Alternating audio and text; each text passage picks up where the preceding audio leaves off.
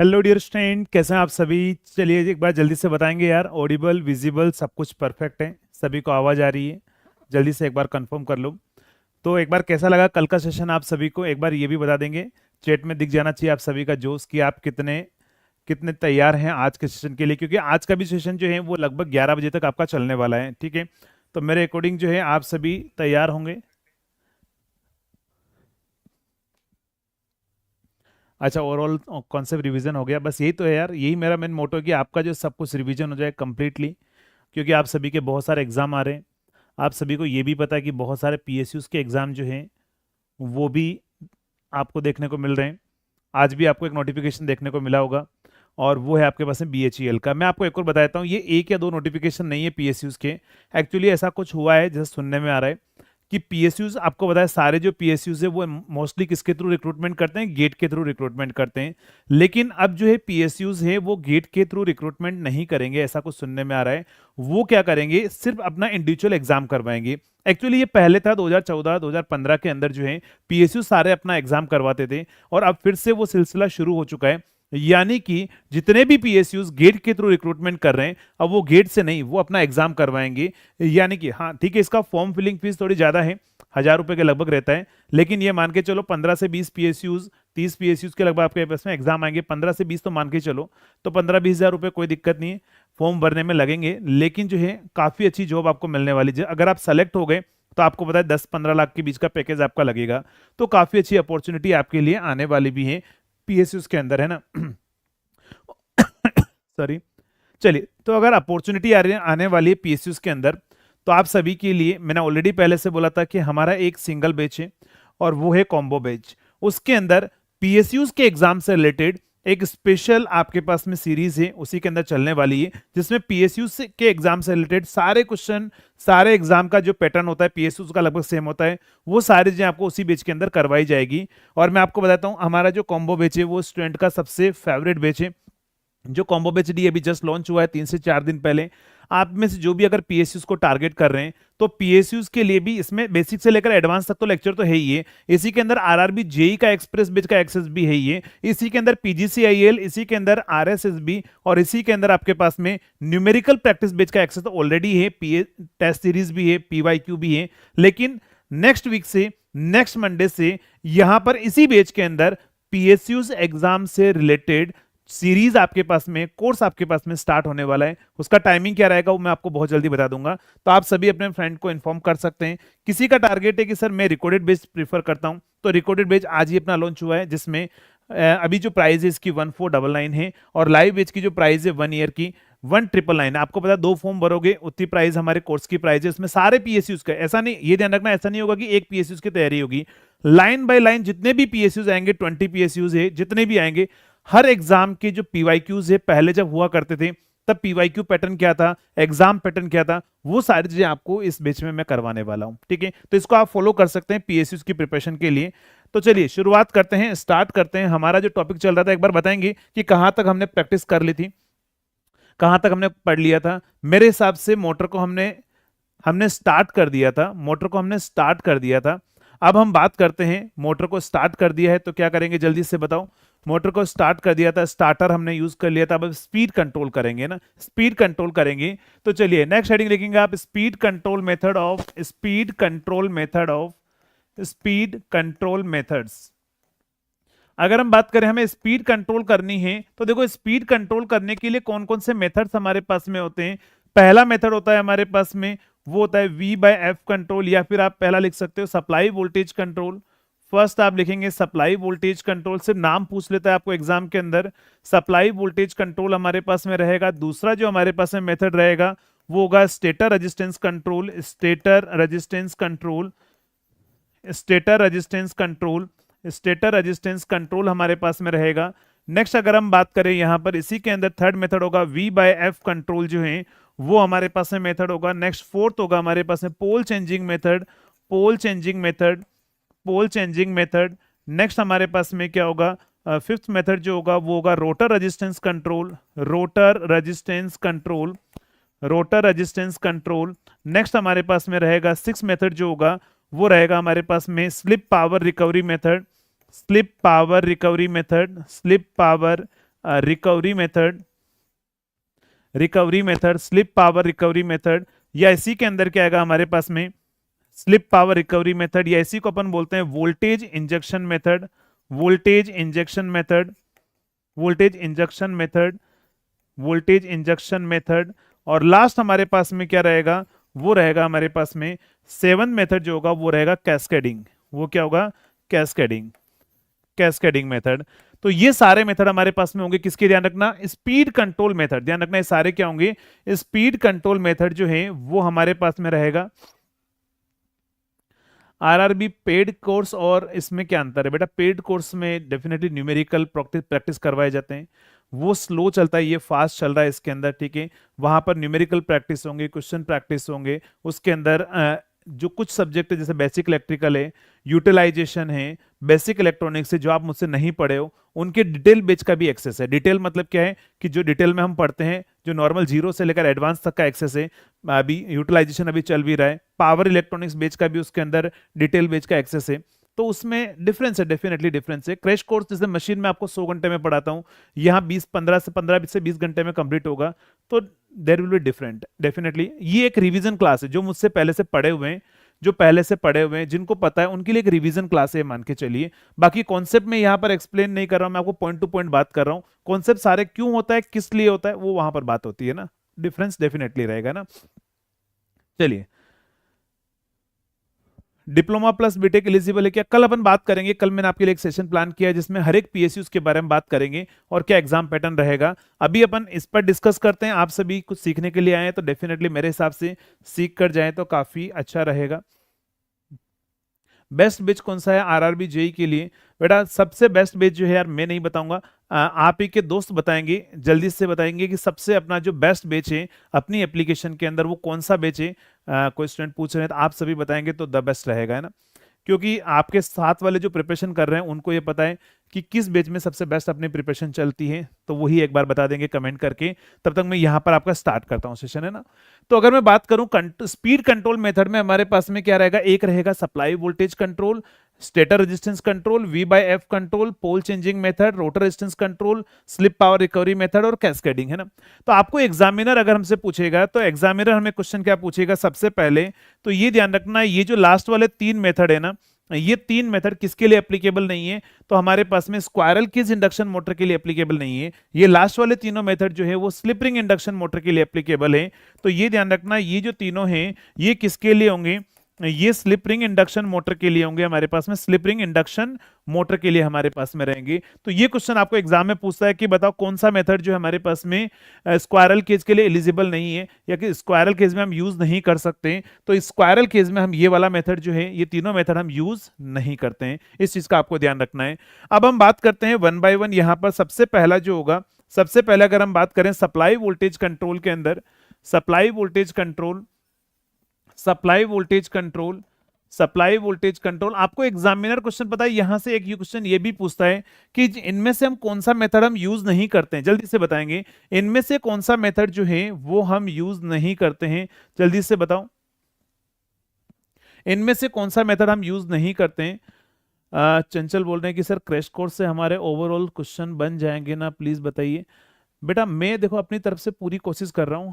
अगर आपको सभी को पता है एक चीज है ना कि यार डिटेल बेच अलग है, डिटेल में अलग ही पढ़ते हैं, वहां मजा एक अलग ही है। बट हाँ क्रैश कोर्स में मैं अपनी तरफ से पूरा कोशिश कर रहा हूं। अगर आप मुझसे पढ़े होंगे पहले से कभी भी तो आपके पास में आप यहाँ रिलेट हो जाएंगे। लेकिन अगर आप मुझे बोलोगे क्रैश कोर्स से ही सारे क्वेश्चन बन जाए तो इतना अपन 100% नहीं बोल सकता हूँ। बट हाँ मैं कोशिश करूंगा अपना बेस्ट देने का कंटेंट आपको, है ना।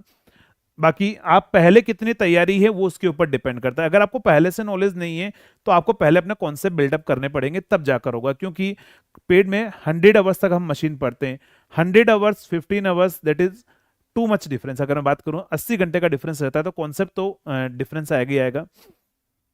चलिए अगर हम बात करें कौन सा मेथड हम यूज नहीं करते हैं, तो कौन सा यूज नहीं करते हैं ध्यान रखना, तो हम यहां पर स्टेटर रेजिस्टेंस कंट्रोल हम यूज नहीं करते हैं ना। तो यहां पर लिख देना we will not prefer this method, we will not prefer this method, हम इसको प्रीफर नहीं करेंगे ना, we will not prefer this method, this method. तो हम इस मेथड को ध्यान रखना प्रिफर नहीं करते हैं। अगर हमें कभी पूछ लिया जाए कि कौन से मेथड को प्रिफर नहीं किया जाता है, तो हम यहां पर स्टेटर रेजिस्टेंस कंट्रोल मेथड को जो है हम प्रिफर नहीं करते हैं। अगर हम बात करें ड्यू टू हीट की वजह से, करेक्ट आंसर है। सप्लाई वोल्टेज कंट्रोल में क्या होगा, देखो तीन फॉर्मूले याद रखो। एक तो हमारा टॉर्क का फॉर्मूला होता है मैक्सिमम टॉर्क का, जो कल मैंने आपको लिखाया था। मैक्सिमम टॉर्क का फॉर्मूला क्या होता है हमारे पास में, तो वो होगा 3 × 60 divide by 2 pi N S into क्या होगा हमारे पास में E2² डिवाइड बाई 2x2। ये होता है मैक्सिमम टॉर्क का फॉर्मूला। तो यहां से अगर हम बात करें, और ये होता है हमारे पास में स्टार्टिंग टॉर्क का फॉर्मूला जो होता है वो होता है 3 × 60 divide by 2 pi N S into क्या होगा हमारे पास में E2² इंटू R2 अपॉन क्या होगा हमारे पास में R2² प्लस क्या होगा x2²। ये स्टार्टिंग टॉर्क का फॉर्मूला है। अगर आपको यहां पर दिख रहा होगा, तो आप अगर सप्लाई वोल्टेज को अगर आप बढ़ाओगे, या नाम क्या है ध्यान रखना, सप्लाई वोल्टेज कंट्रोल है, तो इसमें ध्यान रखना टॉर्क जो होता है ना, मैक्सिमम टॉर्क हो या स्टार्टिंग टॉर्क हो, प्रोपोर्शनल टू V² होता है। प्रोपोर्शनल टू क्या होगा हमारे पास में V² होगा। मैं फुल लोड टॉर्क भी आपको लिखा देता हूं, टी फुल लोड टॉर्क जो होगा हमारे पास में, फुल लोड टॉर्क का फॉर्मूला कहां पर ध्यान रखना, रनिंग कंडीशन में, तो वो रहेगा 3 × 60 divide by 2 pi N S हमारे पास में होगा, और वो रहेगा S × E2² डिवाइड बाय क्या होगा हमारे पास में R2। अब आप बोलोगे सर वो S × x2 भी आता है, लेकिन रनिंग कंडीशन में हम क्या करते हैं, रनिंग कंडीशन में स्लिप वाला पार्ट जो है उसको नेग्लेक्ट कर देते हैं ना, नीचे वाला पार्ट। तो ये हमारे पास फॉर्मूला रहेगा। तो एक फॉर्मूला याद रखिए ओनली सिर्फ, कि टॉर्क प्रोपोर्शनल टू क्या होगा हमारे पास में, torque proportional to S × E2² रहेगा। अब बात आती है सर एग्जामिनर क्वेश्चन क्या पूछेगा, एग्जामिनर क्वेश्चन ये पूछेगा बताओ सप्लाई वोल्टेज को बढ़ाएंगे, सप्लाई वोल्टेज को बढ़ाएंगे तो टॉर्क को कांस्टेंट रखने के लिए मोटर की स्पीड क्या होगी, इंक्रीज होगी या डिक्रीज होगी। क्वेश्चन का आंसर जल्दी से आप बताएंगे। अगर मान लो मैं सप्लाई वोल्टेज को बढ़ाता हूं, सप्लाई वोल्टेज को मैं बढ़ाता हूं टॉर्क को कांस्टेंट रखने के लिए, हमारी स्पीड पर क्या इंपैक्ट होगा, स्पीड इंक्रीज होगी, डिक्रीज होगी, रिमेन सेम रहेगा। इस तरह से क्वेश्चन आपको पूछा जाएगा। आपसे पूछेगा मैक्सिमम टॉर्क पर क्या इंपैक्ट होगा, तो यहां पर आंसर क्या आएगा जल्दी से बताओ। आरआरबी मुंबई 51 अगर चांसेस है, एससी में बेटा चांसेस है, डेफिनेटली आप जो है वो प्रिपेयर कीजिए, डेफिनेटली प्रिपेयर कीजिए, एससी में है तो चांसेस है। चलिए, तो अगर मैं बात करूं यहां पर, तो क्वेश्चन क्या होगा ध्यान रख लेना, अगर आप सप्लाई वोल्टेज को अगर आप बढ़ाएंगे, सप्लाई वोल्टेज को अगर आप बढ़ाएंगे तो टॉर्क को कांस्टेंट रखना है, तो टॉर्क को कांस्टेंट रखने के लिए स्लिप हमारी बढ़ेगी, तो स्लिप हमारी बढ़ेगी तो स्पीड हमारी क्या होगी ध्यान रखना, डिक्रीज होगी। बस ऐसा क्वेश्चन पूछेगा ना, तो आंसर क्या आएगा, डिक्रीज आंसर करेक्ट होगा। अगला क्वेश्चन आपसे पूछेगा सप्लाई वोल्टेज अगर मैं बढ़ा रहा हूं तो जिस स्लिप पर मैक्सिमम टॉर्क आता है वो होती है एसएम हमारे पास में, तो वो होता है R2/x2। बताओ एसएम पर क्या फर्क पड़ेगा। आपसे क्वेश्चन पूछेगा कि सप्लाई वोल्टेज बढ़ा रहे हैं, एसएम पर क्या फर्क पड़ेगा, तो मैं आपको यहां लिखा देता हूं कि यहां पर सप्लाई वोल्टेज अगर आप बढ़ाओगे तो ध्यान रखना एसएम पर कोई फर्क नहीं पड़ेगा, नो चेंज रहेगा हमारे पास में, एसएम पर कोई फर्क नहीं पड़ेगा, स्टार्टिंग टॉर्क बढ़ेगा, फुल लोड टॉर्क हमारे पास में क्या होगा, जो टॉर्क होगा वो भी हमारे पास में बढ़ेगा। तो यहां पर ध्यान रखना इस पे कोई चेंजेस नहीं आएगा, सप्लाई वोल्टेज चेंज करने से यहां कोई फर्क नहीं पड़ने वाला। तो ऐसे ही थ्योरेटिकल क्वेश्चन पूछेगा, बट हाँ इन फॉर्मूला से आपको रिलेट करके आपको आंसर लगाना है, तो आप जल्दी याद रख लेंगे, रटेंगे, भूल जाएंगे बार बार, है ना। तो ये हमारे पास में पहला मेथड होगा सप्लाई वोल्टेज कंट्रोल। तो देखो सप्लाई वोल्टेज को बढ़ाकर, सप्लाई वोल्टेज को बढ़ाकर हम क्या कर सकते हैं, स्लिप तो चेंज नहीं होगी, सप्लाई वोल्टेज को बढ़ाएंगे तो हमारे पास में स्लिप बढ़ जाएगी। क्यों, क्योंकि हमारे पास में, नहीं तो सॉरी उल्टा लिख दिया क्या अपन ने, सप्लाई उल्टा लिख दिया। पर सप्लाई वोल्टेज अगर बढ़ाएंगे तो ध्यान रखना टॉर्क को कांस्टेंट रखने के लिए तो स्लिप कम होगी ना, यहां उल्टा लिख दिया, इसको सही करो। स्लिप हमारे पास में क्या होगी, कम होगी, स्लिप कम होगी तो स्पीड हमारी बढ़ेगी, है ना, स्लिप कम होगी तो हमारी स्पीड क्या होगी, बढ़ेगी, ठीक है, स्पीड बढ़ेगी, इंक्रीज होगी। सप्लाई वोल्टेज को अगर इंक्रीज करेंगे तब की बात कर रहा हूं ना, सप्लाई वोल्टेज को इंक्रीज करोगे तो स्लिप डिक्रीज होगी और स्पीड हमारे पास में बढ़ेगी। उल्टा अगर मैं बात करूं, सप्लाई वोल्टेज को डिक्रीज करोगे तो स्लिप इंक्रीज होगी तो स्पीड हमारे पास में डिक्रीज होगी। ये दोनों रिलेशन याद रखना है ना, सप्लाई वोल्टेज वाला रिलेशन आप याद रखना है ना। फिर से मैं आपको बता देता हूं, सप्लाई वोल्टेज बढ़ाएंगे स्लिप कम होगी क्योंकि टॉर्क को कांस्टेंट रखना है। ये हमारा पहला मेथड है। ध्यान रखना सेकंड मेथड जो है वो स्टेटर रेजिस्टेंस कंट्रोल है, हम यूज नहीं करते हैं, क्वेश्चन नहीं पूछेगा, पूछे तो इसी के अकॉर्डिंग आप आंसर लगा देना, सेम आंसर रहता है। अगर हम बात करें V/F कंट्रोल के अंदर जहां से सबसे ज्यादा क्वेश्चन पूछे जाते हैं, सबसे ज्यादा क्वेश्चन जो आपको पूछता है एग्जामिनर वो पूछता है V/F कंट्रोल से। तो नेक्स्ट आप लिखेंगे V/F कंट्रोल मेथड। तो ध्यान रखना V/F कंट्रोल मेथड में क्या होता है, आपसे पूछेगा अगर अपन क्या करेंगे V/F रेशियो कांस्टेंट रखते हैं, क्वेश्चन ये पूछेगा कि V by F ratio constant है, और अगर मैं मान लो फ्रीक्वेंसी को बढ़ा रहा हूं, ध्यान रखना फ्रीक्वेंसी को अगर हम इंक्रीज कर रहे हैं but V by F ratio constant है, तो पूछेगा बताओ मैक्सिमम टॉर्क पर क्या फर्क पड़ेगा, जिस स्लिप पर मैक्सिमम टॉर्क आएगा उस पर क्या फर्क पड़ेगा, और हमारे पास में टॉर्क को कांस्टेंट रखने के लिए हमारी स्लिप पर क्या फर्क पड़ेगा और स्पीड पर क्या फर्क पड़ेगा। ये 5 क्वेश्चन आपको यहां पर पूछे जाएंगे, जल्दी से बताएंगे क्या आंसर होगा। क्वेश्चन समझ में आ गया। V बाय एफ कॉन्स्टेंट रखते हुए फ्रीक्वेंसी बढ़ाएंगे तो मैक्सिमम टॉर्क SM, और यहां पर स्लिप और स्पीड पर क्या फर्क पड़ेगा, ये क्वेश्चन आपसे पूछा जाएगा। क्या आंसर होगा जल्दी से बताओ, मैं देख रहा हूं सभी के आंसर। चलिए, कार्टून बोल रहे हैं कि सर सारे सब्जेक्ट होंगे क्या। देखो सारे सब्जेक्ट होंगे, डिपेंड करता है आपकी स्ट्रेंथ पर। अगर लाइव रहेंगे जितने ज्यादा उतना ज्यादा मोटिवेशन रहेगा, अगर आप लाइव नहीं रहेंगे तो फिर मेरा मोटिवेशन नहीं रहेगा। तो मैंने आपको ये बोला कि आप जितने ज्यादा लाइव रहेंगे, जितने ज्यादा दोस्तों को शेयर करेंगे, उतना ये क्रैश कोर्स उतना लंबा चलेगा, है ना। मना नहीं कर रहा हूँ, लेकिन वो भी तो होता नहीं चाहिए, आपका भी तो डेडिकेशन चाहिए ना। मैं कितना ही पढ़ा दूं, आपका डेडिकेशन नहीं है तो कोई मतलब नहीं रहता है ना। फिर नहीं तो मैं ऐप में पढ़ाने लग जाऊंगा, नहीं तो। ठीक है, चलिए अभी भी देखो दिख रहा है डेडिकेशन बहुत कम है आप सभी का, क्योंकि मुझे पता है जब तक एग्जाम नहीं आता है तब तक आप लोग जगते नहीं है। एग्जाम आने के बाद में फिर क्या होता है कि फिर उसके बाद में आप बोलते हैं सर अब करवा दीजिए, तो 10 दिन में नहीं होता है ना, पहले से करनी पड़ती है प्रिपरेशन। चलो तो अब मैं आपको बताता हूँ, देखो यहाँ पर मैक्सिमम टॉर्क में कोई चेंज नहीं होता है, मैक्सिमम टॉर्क कांस्टेंट रहता है। मैक्सिमम टॉर्क कांस्टेंट रहता है। एसएम का फॉर्मूला होता है हमारे पास में R2 डिवाइड बाय X2, है ना। तो यहां पर फ्रीक्वेंसी बढ़ेगी तो एक्स बढ़ेगा, तो एसएम क्या होगा, डिक्रीज होगा। ध्यान रखना एसएम डिक्रीज होगा। टॉर्क हमारे पास में जो है वो प्रोपोर्शनल टू होता है, ध्यान रखना टॉर्क प्रोपोर्शनल टू होता है एसएफ के। क्या बोला मैंने, टॉर्क जो है प्रोपोर्शनल टू होता है एस इंटू एफ के। अगर आप फ्रीक्वेंसी बढ़ाओगे तो हमारे पास में स्लिप क्या होगी, कम होगी। क्या बोला मैंने, फ्रीक्वेंसी बढ़ाओगे तो स्लिप हमारे पास में क्या होगी, कम होगी। स्लिप कम होगी तो टॉर्क को कांस्टेंट रखने के लिए ये फॉर्मूला कैसे आया ये भी मैं आपको बता देता हूं कि टॉर्क जो है वो क्या बोला है मैंने, प्रोपोर्शनल टू बताया था 3 × 60 divide by 2 pi NS, 2 pi NS, और यहां से आएगा S into E2 square divide by R2 हमारे पास में होता है ना। तो यहां पर सिंक्रोनस स्पीड फ्रीक्वेंसी के प्रोपोर्शनल होता है, ईएमएफ फ्रीक्वेंसी के प्रोपोर्शनल होता है, लेकिन ऊपर फ्रीक्वेंसी का स्क्वायर और नीचे फ्रीक्वेंसी है तो ये कैंसिल हो जाएगा। तो इसका मतलब एस इंटू एफ के प्रोपोर्शनल रहेगा। तो टॉर्क प्रोपोर्शनल टू होता है एस एफ के प्रोपोर्शनल होता है। तो यही मैंने आपको बोला कि torque proportional to S F होता है, डायरेक्ट रिलेशन याद रखो, torque proportional to S F होता है। अगर हम क्या करेंगे, स्लिप को बढ़ाएंगे, स्लिप नहीं फ्रीक्वेंसी को बढ़ाएंगे, फ्रीक्वेंसी को बढ़ाएंगे, टॉर्क को कांस्टेंट रखना है तो स्लिप हमारे पास में कम होगी, और स्लिप कम होगी तो स्पीड बढ़ेगी। तो ये ध्यान रखना, ये रिलेशन मैं कब लिखा रहा हूं, जब मैं फ्रीक्वेंसी को इंक्रीज करूंगा तब मैं बात कर रहा हूं। तो स्लिप हमारी कम होगी और स्पीड हमारी क्या होगी, बढ़ेगी। तो ये हमारे पास में रिलेशन रहेगा जो आपको एग्जाम में एग्जामिनर यहां से क्वेश्चन पूछेगा, है ना। Next, V by F control के बाद में क्या होगा, अगला मेथड आएगा फोर्थ हमारे पास में पोल चेंजिंग मेथड। फोर्थ हमारे पास में क्या होगा, पोल चेंजिंग मेथड हमारे पास में रहेगा। पोल चेंजिंग मेथड हमारे पास में क्या होगा, तो यहां से बहुत कम क्वेश्चन पूछता है, नाम पूछता है, सिर्फ नाम याद रखना। पोल चेंजिंग में सिंक्रोनस स्पीड क्या होती है, 120 into F divide by P. अगर आप पोल बढ़ाओगे, अगर आप पोल बढ़ाओगे तो आपकी सिंक्रोनस स्पीड कम होगी तो रोटर की स्पीड भी कम होगी। सिंपल आप याद रखो, क्योंकि इंडक्शन मोटर सिंक्रोनस स्पीड से कम स्पीड पर रन करती है। पोल बढ़ा दोगे तो सिंक्रोनस स्पीड कम होगी तो रोटर की स्पीड कम हो जाएगी। बस इतना सा क्वेश्चन आपको ध्यान रखना है। फिफ्थ आपके पास में वेरी वेरी इंपॉर्टेंट है। फिफ्थ हमारे पास में क्या है, rotor resistance control. Rotor resistance control, अगर मैं रोटर रेजिस्टेंस कंट्रोल की बात करूं तो आप ही को आंसर बताना है। जो क्वेश्चन आपसे पूछेगा, आपको एग्जामिनर बोलेगा कि बताओ रोटर रेजिस्टेंस में बढ़ा रहा हूं, तो आप मुझे बताएंगे मैक्सिमम टॉर्क पर क्या फर्क पड़ेगा, जिस स्लिप पर मैक्सिमम टॉर्क आएगा उस पर क्या फर्क पड़ेगा, और स्टार्टिंग टॉर्क पर क्या इंपैक्ट पड़ेगा, और टॉर्क को कांस्टेंट रखने के लिए, फुल लोड टॉर्क को कांस्टेंट रखने के लिए स्लिप पर क्या इंपैक्ट होगा, और स्पीड पर क्या इंपैक्ट होगा। ये 5 क्वेश्चन आपको यहां से पूछे जाएंगे। बताएंगे जल्दी से क्या आंसर होगा, वन बाय वन जल्दी से बताओ सभी के आंसर, सभी के आंसर जल्दी से बताएंगे। बेटा पंकज, जब उसका समय आएगा तो मैं आपको बताऊंगा स्पेस हार्मोनिक और टाइम हार्मोनिक क्या होता है ना।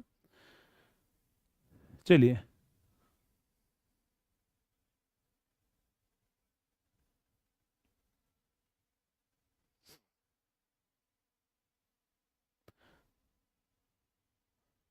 कल वाली क्लास कहाँ मिलेगी बेटा, एप्लीकेशन पर आपको मिल जाएगी पीडीएफ। आपको जितने भी पीडीएफ है क्लास की वो एप्लीकेशन पर आपको मिल जाएगी।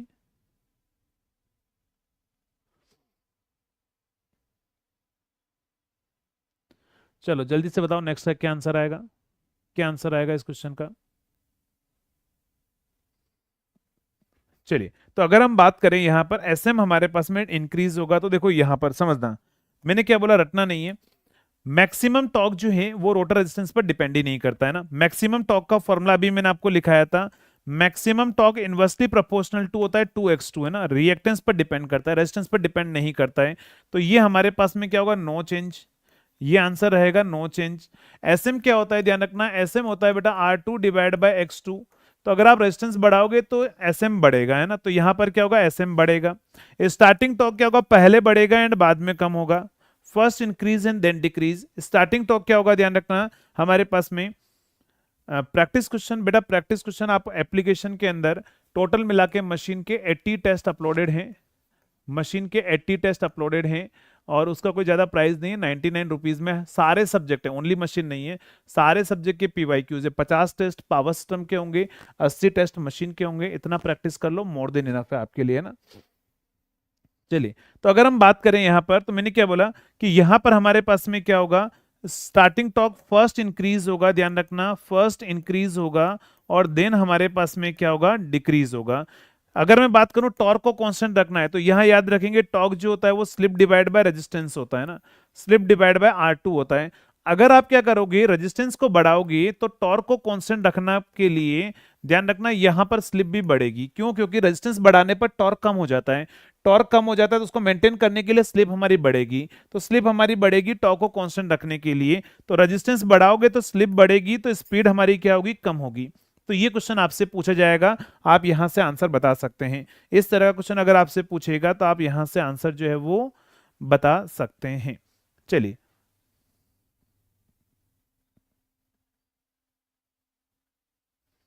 क्या बोल रहे सर, फ्री में पूरा सिलेबस कराओ तब मानो स्टूडेंट के लिए। बेटा फ्री में पूरा कोर्स कराओ तब मानो स्टूडेंट के लिए कि आप स्टूडेंट के लिए कुछ करते हैं, ठीक है। बाकी आप मुझे बता दीजिए कोई ऐसा प्लेटफॉर्म की जो इतना भी आपको करवा रहा हो। कौन बोल रहे हैं, मैं मिलने जो भी आपका नाम है एम पर, ठीक है, कोई अगर इतना भी करा रहा हो तो बता दो बेटा, ठीक है। क्रैश कोर्स, लोग क्रैश कोर्स 2,000 रुपये में बेच रहे हैं, आप जाके आराम से वहां पढ़िए ना। अगर आपको यहाँ नहीं भी समझ में आता कोई दिक्कत नहीं बेटा, आप क्या कीजिए, आप कहाँ जाइए, आप वहां जाइए जहां पर 2,000 रुपये में आपको क्रैश कोर्स करवाया जा रहा है। आपको 2,000 रुपये में, 500 रुपये में आपको पीवाईक्यू बेचे जा रहे हैं, ठीक है। 5,000 रुपये में एसएससी जेई का कोर्स बेचा जा रहा है विदाउट क्वालिटी के साथ में। और अगले साल फिर भटक के मेरे पास में आना, मैं डेफिनेटली आपका सिलेक्शन कराऊंगा, इतना मैं आपसे प्रॉमिस करता हूं कि मैं आपको एक बेहतर से बेहतर इंजीनियर बनाकर यहां से छोड़ूंगा। क्यों, क्योंकि आपने सुना होगा ना 3 इडियट के अंदर कि मैं अपने कमजोर स्टूडेंट का हाथ नहीं छोड़ता हूं कभी भी, है ना। ठीक है बेटा, तो आप आराम से वहां पढ़िए, आराम से जहां क्रैश कोर्स, और जहां पर है ना आरआरबी सीबीडी 2 की प्रिपरेशन 10 घंटे में मशीन करवाई जा रही है, जहां पर जाइए वहां पर 10 घंटे में मशीन पावर, 10 घंटे में मशीन, जितना मैंने कल पढ़ाया ना, कल की क्लास 10 घंटे में, उतने में उन्होंने मशीन खत्म कर दी है वहां पर, है ना। वहां तैयारी कीजिए, द बेस्ट, बेहतरीन क्वालिटी आपको मिलेगी, बेहतर कंटेंट मिलेगा जो आपके फ्यूचर के लिए बहुत अच्छा होगा, जो आपके सिलेक्शन में हेल्पफुल रहेगा, है ना। तो आप वहां तैयारी कीजिए, बाकी सभी यहाँ फोकस करेंगे। चलिए आइए, तो अगर हम बात करें रोटर रेजिस्टेंस कंट्रोल के बाद में हमारे पास में क्या आएगा, स्लिप पावर रिकवरी मेथड। क्या होगा, slip power recovery method, slip power recovery method, slip power recovery method.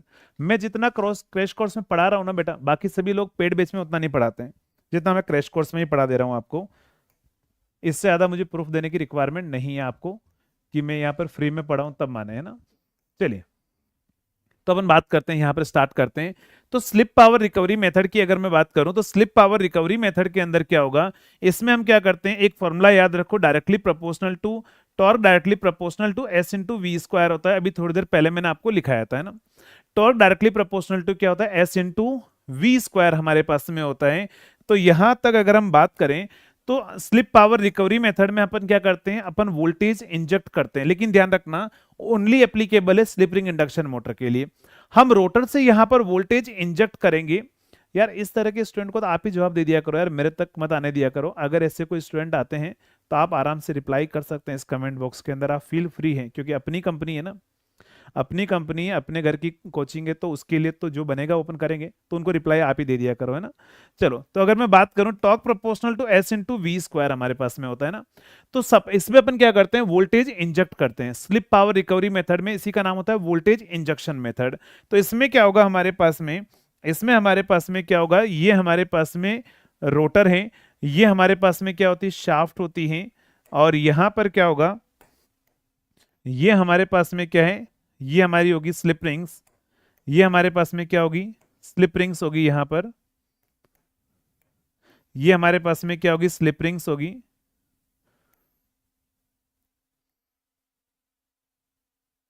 चलिए, ये हमारे पास में क्या होगी, स्लिप रिंग्स होगी।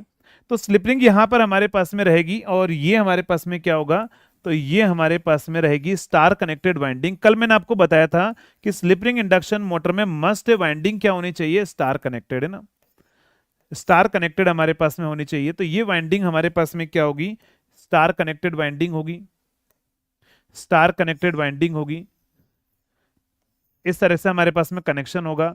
हम यहां से क्या करेंगे, इधर से हम 3 टर्मिनल अपन यहां से वोल्टेज इंजेक्ट करेंगे, यहां से अपन क्या करेंगे, सप्लाई हम देंगे, ध्यान रखना, सप्लाई देंगे तो ये वोल्टेज क्या करेगा, एग्जिस्टिंग वोल्टेज को ऐड करेगा हमारे पास में, क्या करेगा, ये ध्यान रखना, एग्जिस्टिंग वोल्टेज को ऐड कर रहा है।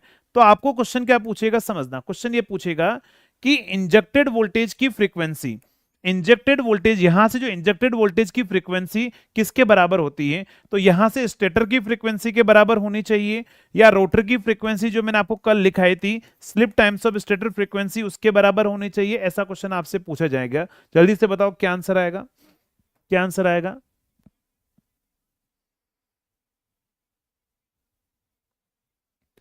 जल्दी से बताएंगे।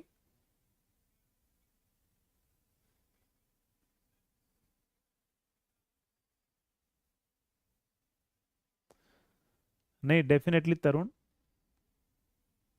ये स्टूडेंट नहीं है, स्टूडेंट कभी ऐसा कमेंट नहीं करते हैं, वो मुझे पता है एक्चुअली। बाकी सभी कोचिंग वालों को डर है ना, कि दिक्कत ये है कि अब सिलेक्शन की अब यहाँ से लाइन लगेगी, और उनके पास में सिलेक्शन नहीं होंगे, तो फिर उसके बाद में उनको डर है, तो वो क्या करेंगे, अब भेजेंगे धीरे धीरे, और कुछ नहीं है ना। और वो अच्छी बात है, जब सामने वाले को ये मान के चलना, जिंदगी में अगर आपसे कभी सामने वाले को डर लगने लग जाए ना, इसका मतलब ये मान के चलो आप सही ट्रैक पर हो, और आप बहुत उन्नति करोगे, बस यही चीज है ना। तो आपके साथ में कभी ऐसा हो ना, सामने वाले अगर देखकर आपके ऊपर क्रिटिसाइज करे या कुछ करने की कोशिश करे, मान के चलना आपके अच्छे दिन आने वाले हैं। क्या आंसर आएगा, हाँ, नियर टू रोटर फ्रीक्वेंसी के बराबर होनी चाहिए, करेक्ट। ये क्वेश्चन पूछा गया है कि इंजेक्टेड वोल्टेज की फ्रीक्वेंसी किसके बराबर होती है, तो रोटर फ्रीक्वेंसी के बराबर हमारे पास में होती है। तो यहां पर ध्यान रखना, अगर इंजेक्टेड वोल्टेज रोटर वोल्टेज को ऐड कर रहा है, मतलब क्या हुआ, मैंने ओवरऑल वोल्टेज अगर बढ़ रहा है, तो ध्यान रखना, टॉर्क को कांस्टेंट रखने के लिए आपसे पूछेगा कि बताओ इंजेक्टेड वोल्टेज ओवरऑल वोल्टेज को बढ़ा रहा है, तो बताओ टॉर्क को कांस्टेंट रखने के लिए, टॉर्क को कांस्टेंट रखने के लिए स्लिप और स्पीड पर क्या फर्क पड़ेगा। तो अगर आपके पास में इंजेक्टेड वोल्टेज अगर आपके पास में बढ़ रहे हैं और टॉर्क को कांस्टेंट रखना है, तो स्लिप को कम होना पड़ेगा, स्लिप कम होगी तो स्पीड हमारी बढ़ जाएगी। तो मैंने क्या बोला, इन फॉर्मुलों में बहुत ताकत है। इंडक्शन मोटर में ध्यान रखना है, जो फॉर्मूले में लिखा रहा हूं ना, ये फॉर्मूले याद हो गए तो इसमें आपको बहुत ताकत है कि ये हर एक थ्योरेटिकल क्वेश्चन का एक्सप्लेनेशन, हर एक फॉर्मूला आपको दे देगा, है ना। तो ध्यान रखना, स्लिप पावर रिकवरी मेथड में अगर ये वोल्टेज, इंजेक्टेड वोल्टेज, एक तो रोटर फ्रीक्वेंसी के बराबर होनी चाहिए उनकी फ्रीक्वेंसी, अगर ये इंजेक्टेड वोल्टेज यहाँ के वोल्टेज को ऐड करता है, बढ़ाता है, तो टॉर्क को कांस्टेंट रखने के लिए स्लिप कम होगी तो स्पीड बढ़ेगी। अगर वोल्टेज कम करता है, ध्यान रखना, अगर ये इंजेक्टेड वोल्टेज यहाँ के वोल्टेज को कम करता है, अगर ये वोल्टेज को कम करेगा, स्लिप बढ़ेगी तो स्पीड कम हो जाएगी। बस यही 3 क्वेश्चन आपको यहां से बनेंगे, इसके अलावा कोई फोर्थ क्वेश्चन यहां से नहीं बनने वाला है ना। ठीक है, तो ये 3 पॉइंट आपको याद रखने हैं, जो एग्जामिनर आपको एग्जाम में पूछ सकता है। नेक्स्ट हमारे पास में रहेगा, लास्ट मेथड रहेगा, वो रहेगा कैस्केडिंग। नेक्स्ट क्या होगा हमारे पास में, कैस्केडिंग। आपको कैस्केडिंग के अंदर पूछा जाता है कि मैक्सिमम पॉसिबल कितनी वेरिएबल स्पीड अपन ला सकते हैं कैस्केडिंग मेथड के अंदर। अगर आपको शायद पता होगा तो अपन यहां पर क्या करते हैं, 2 मोटर जो हैं उनकी शाफ्ट को हम टाइटली कपल्ड करते हैं, और पहली मोटर को अपन सप्लाई देते हैं यहां पर एफ फ्रीक्वेंसी की, जिसके पोल P1 है, और यहां से जो स्लिप पर जो आउटपुट आते हैं ना, 3 स्लिप रिंग पर जो आउटपुट आता है, वो अपन अनदर मोटर से अपन कनेक्ट करते हैं यहां से, और ये जिसके पोल क्या है, P2 है। तो आपसे पहला क्वेश्चन ये पूछेगा कि यहां पर मैक्सिमम पॉसिबल वेरिएबल स्पीड कितनी ऑब्टेन कर सकते हैं, तो आंसर क्या आएगा, 4 आंसर, करेक्ट आंसर है। 4 आंसर जो है वो मानिक मनीष मैथमेटिक्स एकदम सही आंसर है। तो यहां पर टोटल मिलाकर 4 वेरिएबल स्पीड हम ला सकते हैं। कितनी, ध्यान रखना, 4 वेरिएबल स्पीड हम ला सकते हैं इस मेथड के अंदर। 4 वेरिएबल स्पीड जो है वो ऑब्टेन कर सकते हैं। वो 4 वेरिएबल स्पीड कौन कौन सी होगी? 120 F divide by P1 plus P2। दूसरा हमारे पास में क्या होगा? 120 F divide by P1 minus P2। Next तीसरा हमारे पास में क्या होगा? 120 एफ डिवाइड बाय P1 हमारे पास में होगा, और 120 F divide by P2। Total मिला के हम 4 वेरिएबल स्पीड हम यहां पर ला सकते हैं। इस मेथड में कितने ला सकते हैं? ध्यान रखना, 4 वेरिएबल स्पीड टोटल हमारे पास में आ सकती है। जिसमें जैसे ध्यान रखना है, पहली वाली जो होती है वो क्यूमुलेटिव कैस्केडिंग के लिए होगी।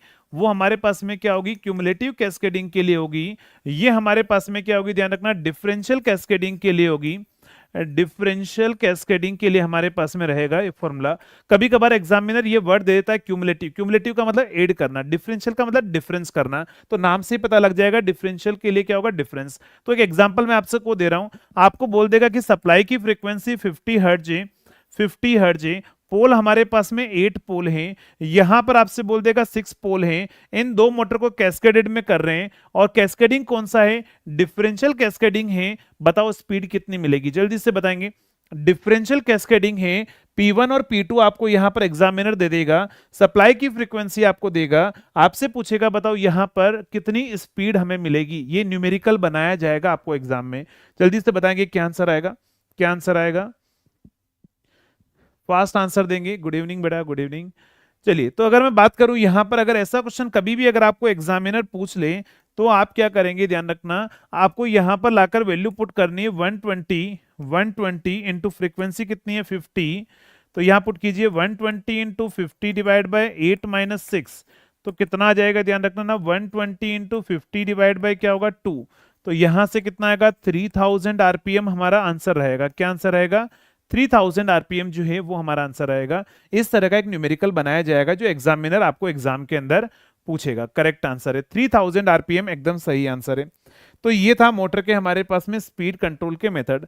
अब देखो, मोटर बना दी, मोटर की स्पीड कंट्रोल हमने यहां पर कर ली। अब बताओ क्या करना है? मोटर बना दी है, स्टार्ट कर दी है, स्पीड भी कंट्रोल कर दिया है। अब क्या करेंगे? मोटर को तो ब्रेक लगाएंगे। क्या करेंगे सर? अब रोक दीजिए, क्योंकि थक गए हैं ना चला चला कर। तो क्या करना है? जब आप बाइक चलाकर थक जाते हो तो क्या करते हो? आप रोक देते हो। तो अब अपन पढ़ेंगे यहां पर ब्रेकिंग ऑफ इंडक्शन मोटर। क्या होगा हमारे पास में? Braking of induction motor. Braking of induction motor. आज अपना ये इंडक्शन मोटर खत्म करेंगे, और कल से हमारा ट्रांसफॉर्मर हमारा स्टार्ट होगा। या फिर सिंक्रोनस करना है? बता देना जल्दी से कमेंट बॉक्स में कि इसके बाद में क्या चाहते हो, थर्ड टॉपिक सिंक्रोनस या ट्रांसफॉर्मर। तो ब्रेकिंग ऑफ इंडक्शन मोटर में अगर मैं बात करूं, तो ब्रेकिंग में क्या होंगे? यहाँ पर 3 मेथड होते हैं। ब्रेकिंग में हमारे पास में क्या होगा? 3 मेथड होंगे। कौन कौन से? पहला हमारे पास में होगा प्लगिंग। पहला हमारे पास में क्या होगा? प्लगिंग। सेकंड होगा हमारे पास में dynamic braking. Dynamic braking. Second हमारे पास में क्या होगा? Dynamic braking. क्या होगा? Dynamic braking. डायनेमिक ब्रेकिंग, जिसको अपन रियोस्टेटिक ब्रेकिंग भी बोलते हैं, अपन रियोस्टेटिक ब्रेकिंग भी बोलते हैं। थर्ड हमारे पास में क्या रहेगा? Regenerative braking. क्या होगा? Regenerative braking. रीजनरेटिव ब्रेकिंग हमारे पास में रहेगा। Regenerative braking.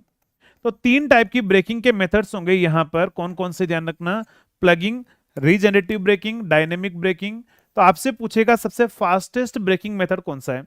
सबसे फास्टेस्ट ब्रेकिंग मेथड कौन सा है हमारे पास में? तो सबसे फास्टेस्ट ब्रेकिंग मेथड होता है प्लगिंग। तो पहला क्वेश्चन यही पूछेगा, फास्टेस्ट कौन सा होता है? तो यहां पर लिख देना फास्टेस्ट मेथड। ये क्या होगा हमारे पास में? फास्टेस्ट ब्रेकिंग मेथड हमारे पास में रहेगा। अगर मैं दूसरे पॉइंट पर अगर मैं बात करूं यहां पर, तो अगला क्वेश्चन क्या पूछेगा कि ड्यूरिंग प्लगिंग के प्लगिंग करते कैसे हैं? प्लगिंग कैसे करते हैं? तो यहां जो आपकी 3 फेज इंडक्शन मोटर होगी ना, ये 3 फेज इंडक्शन मोटर होगी, ये RYB इसके 3 टर्मिनल होंगे। हम क्या करेंगे? इन दोनों टर्मिनल को इंटरचेंज कर देंगे। ये आपने बहुत सारों ने, अगर आप गांव से बिलोंग करते हो तो अपने खेत में आपने किया होगा। कैसे करते हैं अपन? ध्यान रखना, तो अपन इसको करते हैं बाय रिवर्सिंग 2 टर्मिनल। किसी भी 2 टर्मिनल को रिवर्स करके जो है वो हम क्या करेंगे? हम यहां पर प्लगिंग करेंगे। तो प्लगिंग हम कैसे करेंगे? तो ध्यान रखना है, by reversing by reversing any two terminal, by reversing any two terminal, तो दो टर्मिनल को हम क्या करेंगे, रिवर्स करके जो है वो हम ये काम कर सकते हैं। नेक्स्ट अगर मैं बात करूं ड्यूरिंग प्लगिंग के टाइम पर, आपसे पूछेगा ड्यूरिंग प्लगिंग के टाइम पर बताओ रिलेटिव स्पीड कितनी हो जाती है, कहां पर, स्टेटर और रोटर के मैग्नेटिक फील्ड के अंदर। जल्दी से बताएंगे क्या आंसर आएगा। क्या बोल रहे हो डियर हुकुम। सर एक रिक्वेस्ट है, ट्यूशन सॉल्व करते टाइम फॉर्मूला भी क्वेश्चन सॉल्व करते हैं। ठीक है बेटा, जरूर। नेक्स्ट, अच्छा रिलेटिव स्पीड जीरो हो जाएगी, नहीं बेटा, ऐसे इतना कॉन्फिडेंस के साथ में, इतनी स्पेबिंग के साथ में जीरो नहीं होता बेटा। प्लगिंग के टाइम पर रिलेटिव स्पीड हो जाती है, ध्यान रखना, एनएस प्लस एनआर। क्या हो जाती है हमारे पास में रिलेटिव स्पीड, अगर कभी पूछेगा ड्यूरिंग प्लगिंग के टाइम पर, तो वो एनएस प्लस एनआर हो जाती है। एनएस प्लस एनआर हमारे पास में हो जाती है, इंपॉर्टेंट है, एग्जाम में बहुत बार क्वेश्चन पूछा जाता है कि रिलेटिव स्पीड कितनी हो जाती है यहाँ पर ड्यूरिंग प्लगिंग के टाइम पर, तो एनएस प्लस एनआर हमारे पास में होती है। एनएस माइनस एनआर तो ड्यूरिंग स्टार्टिंग में होती है, जब हम स्टार्ट करते हैं तब रिलेटिव स्पीड, जिसको स्लिप स्पीड बोला जाता है। नेक्स्ट, ब्रेकिंग के टाइम पर अगर मान लो ये एनएस प्लस एनआर हो गई, तो बताओ स्लिप क्या होगी हमारे पास में, स्लिप जो होगी वो NS plus NR divide by NS होगी, और स्लिप की वैल्यू ग्रेटर देन 1 होती है। ध्यान रखना ब्रेकिंग में स्लिप ग्रेटर देन 1 हमारे पास में हमेशा होती है ना, एनएस प्लस एनआर हमारे पास में होगा। नेक्स्ट अगर मैं बात करूं यहां पर डायनेमिक ब्रेकिंग की, अगर हम बात कर, एक और क्वेश्चन यहां पर पूछेगा, एक और क्वेश्चन आपको यहां पर पूछेगा, इसका सबसे बड़ा ड्रॉबैक क्या है, प्लगिंग का सबसे बड़ा ड्रॉबैक क्या है, जल्दी से बताओ। प्लगिंग का सबसे बड़ा ड्रॉबैक क्या है, तो प्लगिंग का सबसे बड़ा ड्रॉबैक हमारे पास में जो है वो हमारे पास में क्या है, ध्यान रखना, स्पीड रिवर्सल की प्रॉब्लम। कल भी मैंने आपको लिखाया था, क्या है बताओ, स्पीड रिवर्सल प्रॉब्लम। तो यहां पर ध्यान रखना, स्पीड रिवर्सल की प्रॉब्लम हमारे पास में होती है, रिवर्सल प्रॉब्लम जो है वो हमारे पास में रहती है। ये 5 क्वेश्चन के अलावा कोई छठा क्वेश्चन यहां से नहीं मिलेगा प्लगिंग में से, तो ये सारे इंपॉर्टेंट पॉइंट है।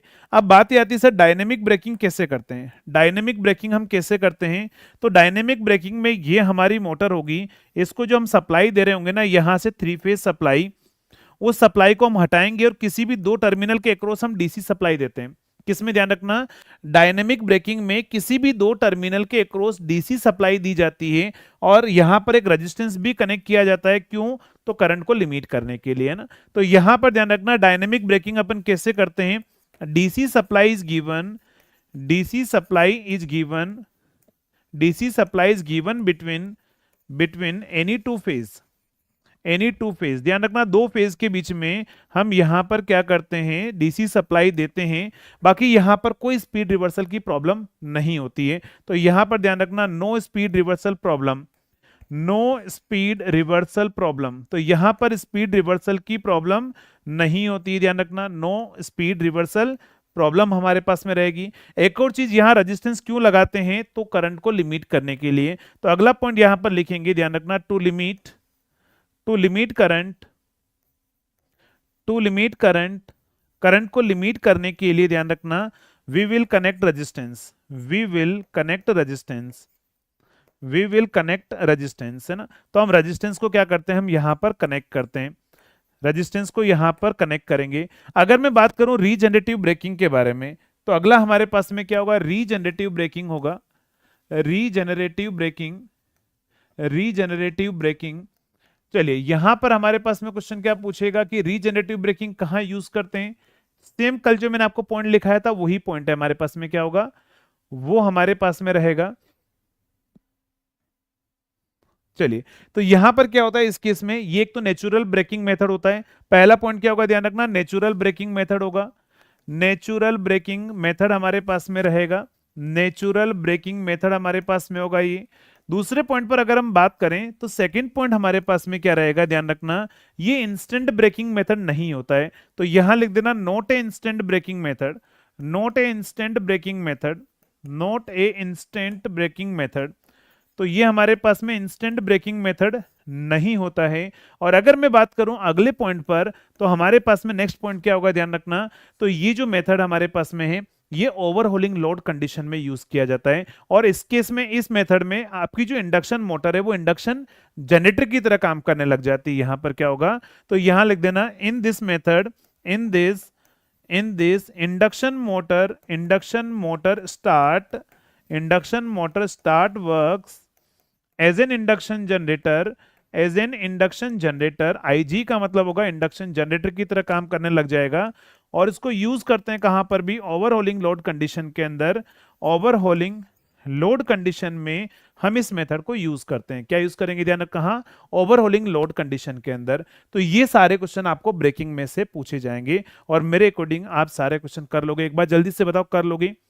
और चेट में एक बार एनर्जी दिख जानी चाहिए, क्योंकि देखो आपकी जो एनर्जी है वही मेरी एनर्जी बनाए रखेगी। क्योंकि इससे पहले ऑलरेडी मैं पेड बेचेस के अंदर, एप्लीकेशन के अंदर सुबह से लेकर अभी शाम तक 7 से 8 घंटे में ऑलरेडी पढ़ाकर आ चुका हूँ। 8 आवर्स, 7 से 8 घंटे ऑलरेडी एप्लीकेशन में क्लास लेने के बाद में मैं यहाँ पर आया हूँ। तो देखो 8 आवर्स के बाद में मेरी एनर्जी आप ही बनाए रख सकते हो। तो एनर्जी दिखती रहनी चाहिए आपकी। जिसने अटेंडेंस नहीं लगाई अटेंडेंस लगा दें। और अगर आपको अच्छा लग रहा है तो एक बार यार हो जाए शेयरिंग अपने दोस्तों में, जूनियरों में, एक बार जल्दी से जल्दी सभी को शेयर भी कर देंगे, बताएंगे जरूर। चलिए तो अपन बात करते हैं, ये हमारे पास में ब्रेकिंग खत्म है। नेक्स्ट अपन बात करते हैं इंडक्शन जनरेटर के बारे में। इंडक्शन जनरेटर के बारे में, इंडक्शन जनरेटर के बारे में अगर हम बात करें, इंडक्शन जनरेटर के बारे में अगर हम बात करें, तो इंडक्शन जनरेटर में क्या होता है। तो आपको एग्जामिनर क्या क्या क्वेश्चन पूछेगा। इंडक्शन जनरेटर, पहले बताओ कौन से पावर प्लांट में अपन यूज करते हैं। इंडक्शन जनरेटर को कौन से पावर प्लांट में यूज किया जाता है, जल्दी से आंसर बताएंगे। पावर स्टम में आप पढ़े हो। और इस संडे को फिर से पावर, संडे को ध्यान रखना, इस बार पावर स्टम की मैराथन होगी। संडे तक हम मशीन कंप्लीट कर देंगे। संडे को फिर से वही 9 से 10 घंटे की एक मैराथन क्लास होगी जो इस बार हुई थी। पावर स्टम का ट्रांसमिशन डिस्ट्रीब्यूशन उस दिन खत्म होगा फिर से ना। तो संडे को फिर से तैयार रहना एनर्जी बूस्ट करके।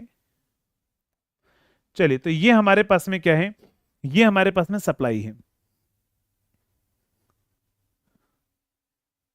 बस यार मैं बढ़िया हूं यार, आप कैसे हैं सभी? बढ़िया। विंड पावर प्लांट में यूज करते हैं, वेरी गुड। चलिए तो इसको यूज कहाँ करते हैं, यूज अपन करते हैं कहाँ पर, यूज कहाँ करते हैं, विंड पावर जनरेशन के अंदर। विंड पावर जनरेशन में हम यूज करते हैं। नेक्स्ट ध्यान रखना, इसमें क्या होता है, इसमें अगर हम बात करें सप्लाई से अगर हम कनेक्ट करें, तो आपको एग्जामिनर क्वेश्चन ये पूछेगा कि बताओ इंडक्शन जनरेटर क्या एब्जॉर्ब करता है और क्या सप्लाई करता है। एक्चुअली इंडक्शन मोटर में हम यहाँ से, इंडक्शन जनरेटर में हम यहाँ से क्या देते हैं, टॉर्क देते हैं। और टॉर्क देकर हमारी मोटर को, जो एनआर को सिंक्रोनस स्पीड से ज्यादा स्पीड पर रोटेट करवाते हैं। जब एनआर ग्रेटर देन एनएस हो जाएगा तो स्लिप यहाँ पर क्या हो जाती है, नेगेटिव हमारे पास में हो जाती है। जनरेटिंग रीजन में स्लिप हमारी नेगेटिव होती है। ये जो इंडक्शन जनरेटर है वो कौन सा पावर एब्जॉर्ब करता है, ध्यान रखना, ये ऑलवेज हमारे पास रिएक्टिव पावर एब्जॉर्ब करता है और एक्टिव पावर सप्लाई करता है। ये ध्यान रखना, किसकी बात कर रहा हूं मैं, इंडक्शन जनरेटर की बात कर रहा हूं। इंडक्शन जनरेटर जो होता है वो रिएक्टिव पावर हमेशा एब्जॉर्ब करता है, एक्टिव पावर हमेशा क्या करता है, सप्लाई करता है। तो induction generator is a source of active power, है ना। क्या बोले सर, इन्वायरमेंट की बेटा और आएगी अभी क्लास, है ना, इन्वायरमेंट की क्लास अभी आएगी आपको, कल मॉर्निंग में एक क्लास और मिलेगी। इस वीक में 5-6 क्लास आपको मिलेगी, है ना, इस वीक में खत्म करेंगे इन्वायरमेंट को, है ना।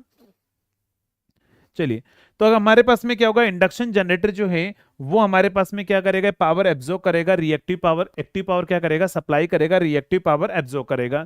ये 3-4 पॉइंट आपको याद रखने ओनली। कहाँ यूज करते हैं, स्लिप क्या होती है, नेगेटिव होती है, और कौन सा पावर एब्जॉर्ब करता है और कौन सा पावर सप्लाई करता है, ये आपको एग्जाम के अंदर पूछा जाएगा। नेक्स्ट इसके बाद में बात करते हैं इंडक्शन जनरेटर के बाद में, तो हमारे पास में नेक्स्ट पॉइंट आएगा कॉगिंग एंड क्रॉलिंग। क्या होगा, ध्यान रखना, cogging and crawling. Cogging and crawling, cogging and crawling की अगर हम बात करें तो ध्यान रखना, कॉगिंग क्या होती है, पहले अपन बात करते हैं क्रॉलिंग के बारे में।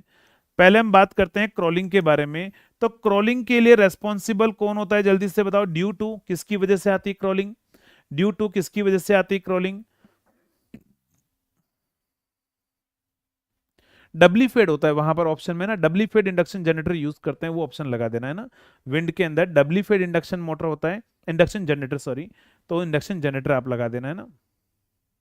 चलिए तो हमारे पास में क्रॉलिंग मैग्नेटिक लॉकिंग नहीं होता बेटा, crawling is due to the seventh harmonic, है ना। ड्यू टू सेवंथ हार्मोनिक की वजह से आपकी जो मोटर है वो ns/7 स्पीड पर रोटेट होने लग जाए, उसी को अपन क्या बोलते हैं, क्रॉलिंग हम बोल के चलते हैं। तो क्रॉलिंग किसकी वजह से होता है, ध्यान रखना, due to seventh harmonic.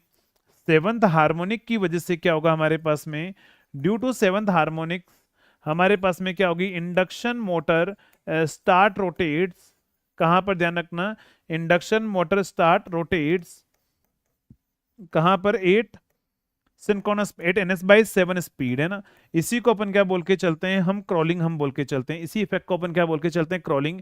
During crawling क्या होता है, आपकी जो मोटर है वो हाई स्लिप ह्यूज नॉइज के साथ में क्या करती है, रन करती है। तो यहां पर लिख देना ड्यूरिंग क्रॉलिंग क्या होता है हमारे पास में, ड्यूरिंग क्रॉलिंग इंडक्शन मोटर हमारे पास में क्या होगी, run with huge noise huge noise high slip high slip बहुत ज्यादा स्लिप पर रन करती है। And draw more current from the supply, more current जो है वो सप्लाई से क्या करेगी, हमारे पास में ड्रॉ करेगी। तो ये क्रॉलिंग के टाइम पर हमारे पास में इंपैक्ट होता है।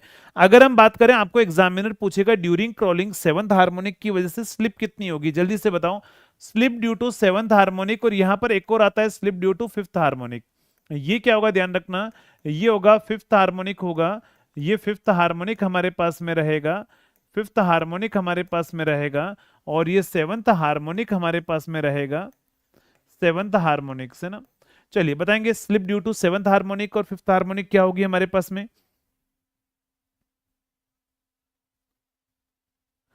फिफ्थ हार्मोनिक होता है क्रॉलिंग के लिए रेस्पॉन्सिबल नहीं होता है। फिफ्थ हार्मोनिक क्रॉलिंग के लिए रेस्पॉन्सिबल नहीं होता है। फिफ्थ हार्मोनिक ब्रेकिंग रीजन में एग्जिस्ट करता है ना, ब्रेकिंग रीजन में एग्जिस्ट करता है। तो क्रॉलिंग तो मोटरिंग रीजन में होगी हमारे पास में। तो अगर मैं बात करूं यहां पर सेवंथ हार्मोनिक की वजह से स्लिप हो जाती है 6/7, और ये होता है 6/5, तो ये होता है 1.2, अगर आपको याद होगा तो, है ना। 6/7 और 6/5 याद है सभी को, हाँ वेरी गुड। इंडक्शन में हार्मोनिक्स की वजह से भी कुछ होता है क्या इसमें, हाँ डेफिनेटली हार्मोनिक्स की वजह से ही हो रहा है बेटा अभिषेक। ड्यू टू हार्मोनिक्स की वजह से आपकी मोटर ns/7 स्पीड पर रोटेट होने लग जाती है, और उसकी स्लिप 6/7 का मतलब वेरी हाई स्लिप हमारे पास में होती है, और उस हाई स्लिप पर मोटर रन करती है तो उसे ह्यूज नॉइज करंट और ये सब कुछ हमारे पास में इंपैक्ट आते हैं। तो हम नहीं चाहते ऐसा होना चाहिए। एक क्वेश्चन आपसे पूछता है क्रॉलिंग किस कंडीशन में होती है, ड्यूरिंग स्टार्टिंग में या ड्यूरिंग रनिंग कंडीशन में, जल्दी से बताओ। क्रॉलिंग किस कंडीशन में होती है, एक बार आंसर बताएंगे आप जल्दी से। क्रॉलिंग किस कंडीशन में होती है,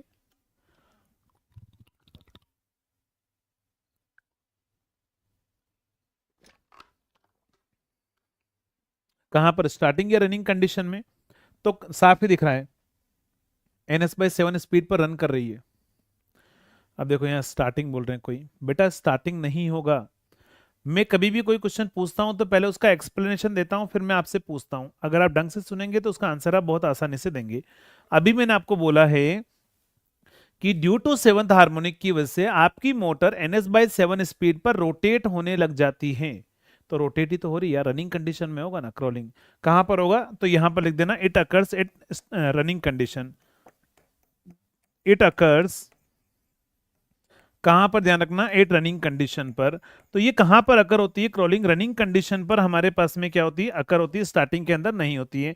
क्रॉलिंग को कम करने के लिए हमारे पास में कौन कौन से मेथड हैं, हम क्रॉलिंग को कैसे रिड्यूस करते हैं। तो क्रॉलिंग को कम करने के लिए हम सब क्या करते हैं, तो यहाँ पर वाइंडिंग हम यूज करते हैं, distributed winding, short pitch winding हम यहाँ पर यूज करते हैं। वो हार्मोनिक्स का रिडक्शन करती है और क्रॉलिंग को हमारे पास में इंप्रूव करती है ना।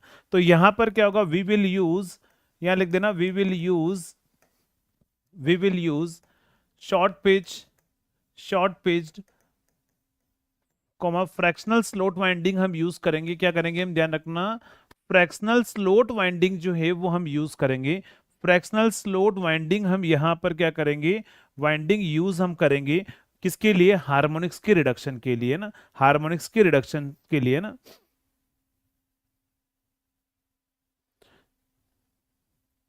हार्मोनिक रिडक्शन के लिए, क्लियर, कोई कुछ बोल रहा है क्या sir. Harmonics and time harmonic, space harmonic जो है वो मेनली क्रॉलिंग के लिए रेस्पॉन्सिबल होता है। अगर ऑप्शन में स्पेस और टाइम दोनों है तो आप प्रायोरिटी किसको दोगे, स्पेस को आप देना। अगर स्पेस नहीं तो बाद में आप टाइम हार्मोनिक्स को भी प्रायोरिटी आप दे सकते हैं। अभिषेक क्या बोल रहे हैं सर, ऐसा कुछ होता है कि मतलब इंडक्शन हार्मोनिक्स की वजह से क्रॉलिंग और सिंक्रोनस हार्मोनिक की वजह से कोगिंग, नहीं ऐसा कुछ भी कॉन्सेप्ट नहीं होता है, ऐसा कोई कॉन्सेप्ट नहीं होता है।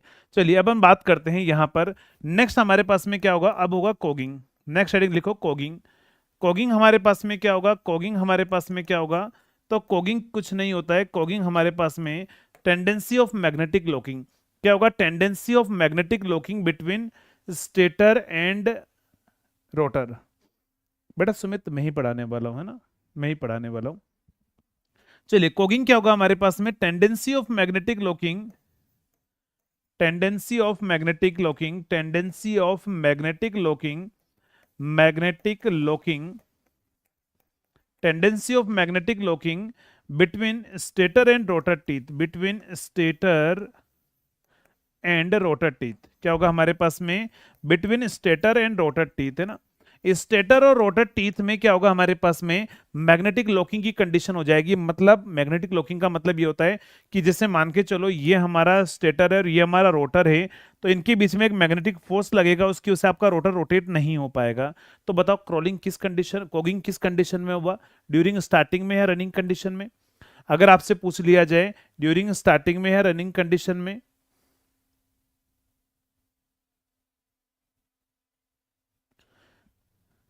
चलिए, तो अगर मैं बात करूं यहां पर, तो यहां पर आप पॉइंट लिखेंगे, इसके अंदर क्या लिखेंगे? तो यहां पर जो कॉगिंग होती है ना, कॉगिंग कहां पर होती है? ड्यूरिंग स्टार्टिंग कंडीशन में होगी, क्योंकि आपकी मोटर स्टार्ट ही नहीं हो पाएगी, है ना। तो यहां पर आप लिख देना it occurs, it occurs,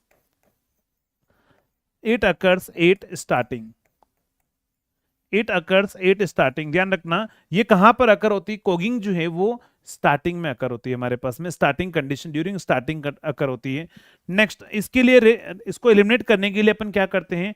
cogging की प्रॉब्लम को एलिमिनेट करने के लिए हम यहां पर क्या करते हैं? जो स्लोट्स अपन बनाते हैं ना, स्लोट्स को अपन स्क्यूइंग करते हैं ना, नाम सुना होगा आपने। स्लोट्स अपन क्या करते हैं? यहां पर स्क्यूइंग हम यहां पर करेंगे। तो चलिए यहां पर आप लिखेंगे इसके अंदर स्लोट्स अपन यहां पर क्या करते हैं? ध्यान रखना, स्लोट्स आर स्लाइटली स्क्यूड। क्या करते हैं हम इसको? Slightly skewed. तो स्लोट्स हमारे पास में क्या होंगे? स्लाइटली स्क्यूड होंगे। किसके लिए? टू अवॉइड, टू अवॉइड हमारे पास में क्या होगा? कॉगिंग। एक तो हम स्लोट्स को अपन क्या करते हैं? स्लाइटली स्क्यूइंग करते हैं। दूसरा हमारे पास में क्या होगा? दूसरा हमारे पास में होगा कि हम यहां पर नंबर ऑफ स्टेटर टीथ और रोटर टीथ को कभी भी बराबर नहीं रखते हैं, और ना ही कभी इंटीग्रल मल्टीपल में अपन रखते हैं। तो यहां पर आप और लिख देना, एक और पॉइंट लिख देना, stator and rotor teeth, stator and rotor teeth, rotor teeth should not be equal, rotor teeth should not be equal, should not be equal, should not be equal or in integral multiple, equal or in integral multiple। तो यहां पर क्या होगा? Integral multiple में नहीं होंगे, ठीक है, इस चीज का ध्यान रखना। Should not be equal, equal भी नहीं होंगे और इंटीग्रल मल्टीपल में भी हमारे पास में नहीं होंगे। कभी भी कॉगिंग को अवॉइड करने के लिए हमारे पास में होना चाहिए। अब अगला क्वेश्चन आपसे पूछेगा, कॉगिंग और क्रॉलिंग की प्रॉब्लम को अवॉइड करवा, मतलब कॉगिंग और क्रॉलिंग की प्रॉब्लम मेनली किस में आती है? स्क्वायरल केज में आती है, स्लिप रिंग इंडक्शन मोटर में आती है? जल्दी से बताओ कहां पर आती है? स्क्वायरल केज या स्लिप रिंग इंडक्शन मोटर? जल्दी से बताएंगे कहां पर। तो ध्यान रखना ये जो आपके से प्रॉब्लम होती है ना, किस में होती है? Slip ring, square, slip ring में नहीं होती बेटा। स्लिप रिंग में तो अपन रोटर का रेजिस्टेंस बढ़ाकर हम इसको एलिमिनेट कर सकते हैं स्लिप रिंग में ना। तो ये जो मेनली प्रॉब्लम होती है वो किसके अंदर होती है? वो हमारे पास में स्क्वायरल केज इंडक्शन मोटर में होती है। किस में होगी? स्क्वायरल केज इंडक्शन मोटर में। तो अगला पॉइंट लिख देना यहां पर। तो यहां पर लिखना आपके पास में cogging and crawling problem, cogging and crawling, cogging and crawling, cogging and crawling problem क्या होगा हमारे पास में? ध्यान रखना, कॉगिंग एंड क्रॉलिंग प्रॉब्लम हमारे पास में mainly occurs in, mainly occurs in, mainly occurs in, mainly occurs in किसके अंदर? ध्यान रखना, squirrel, squirrel cage induction motor. कहां पर? Squirrel cage induction motor. और ये कॉगिंग और क्रॉलिंग की problem squirrel cage induction motor में ज्यादा होती है, इसीलिए हम स्क्वायरल केज इंडक्शन मोटर में दो special type of upon slots बनाते हैं, या दो स्पेशल टाइप ऑफ रोटर बनाते हैं, या कुछ हमारे पास में इंडक्शन मोटर बनाते हैं, नाम बताएंगे। तो यहां पर इसमें प्रॉब्लम होने की वजह से ध्यान रखना, हम यहां पर स्पेशल रोटर कंस्ट्रक्शन हम बनाते हैं। और स्पेशल रोटर कंस्ट्रक्शन कौन कौन से होते हैं? जल्दी से बताओ, स्पेशल रोटर कंस्ट्रक्शन कौन कौन से होते हैं हमारे पास में? तो special type of rotor construction जो हम बनाते हैं वो होता है deep bar and double cage rotor. क्या होगा हमारे पास में?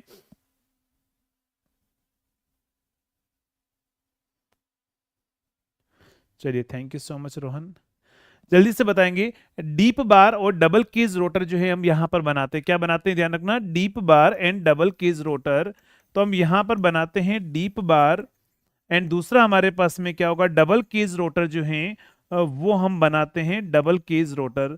तो deep bar and double cage rotor, आपको एग्जाम में ऐसा क्वेश्चन पूछेगा, आपको एग्जाम में ऐसा क्वेश्चन पूछेगा, डीप बार जो है और डबल केज रोटर में कैसा होता है। मैं डायग्राम बना के देता हूं, कभी कभार डायग्राम बनाकर भी पूछ लेगा आपको। ये डायग्राम ध्यान रखना, ये डायग्राम होता है डीप बार रोटर का। ये किसका डायग्राम होगा, जिसमें स्लोट अपन क्या करेंगे, सॉलिड बार को डीप में अपन रखेंगे। तो ये है डीप बार रोटर। डबल केज रोटर में क्या होता है, डबल केज रोटर में यहां पर क्या होगा, इस तरीके से अपन दो केज बनाते हैं। डबल केज रोटर इस तरह का होता है हमारे पास में, डबल केज रोटर हमारे पास में कुछ इस तरह का रहेगा।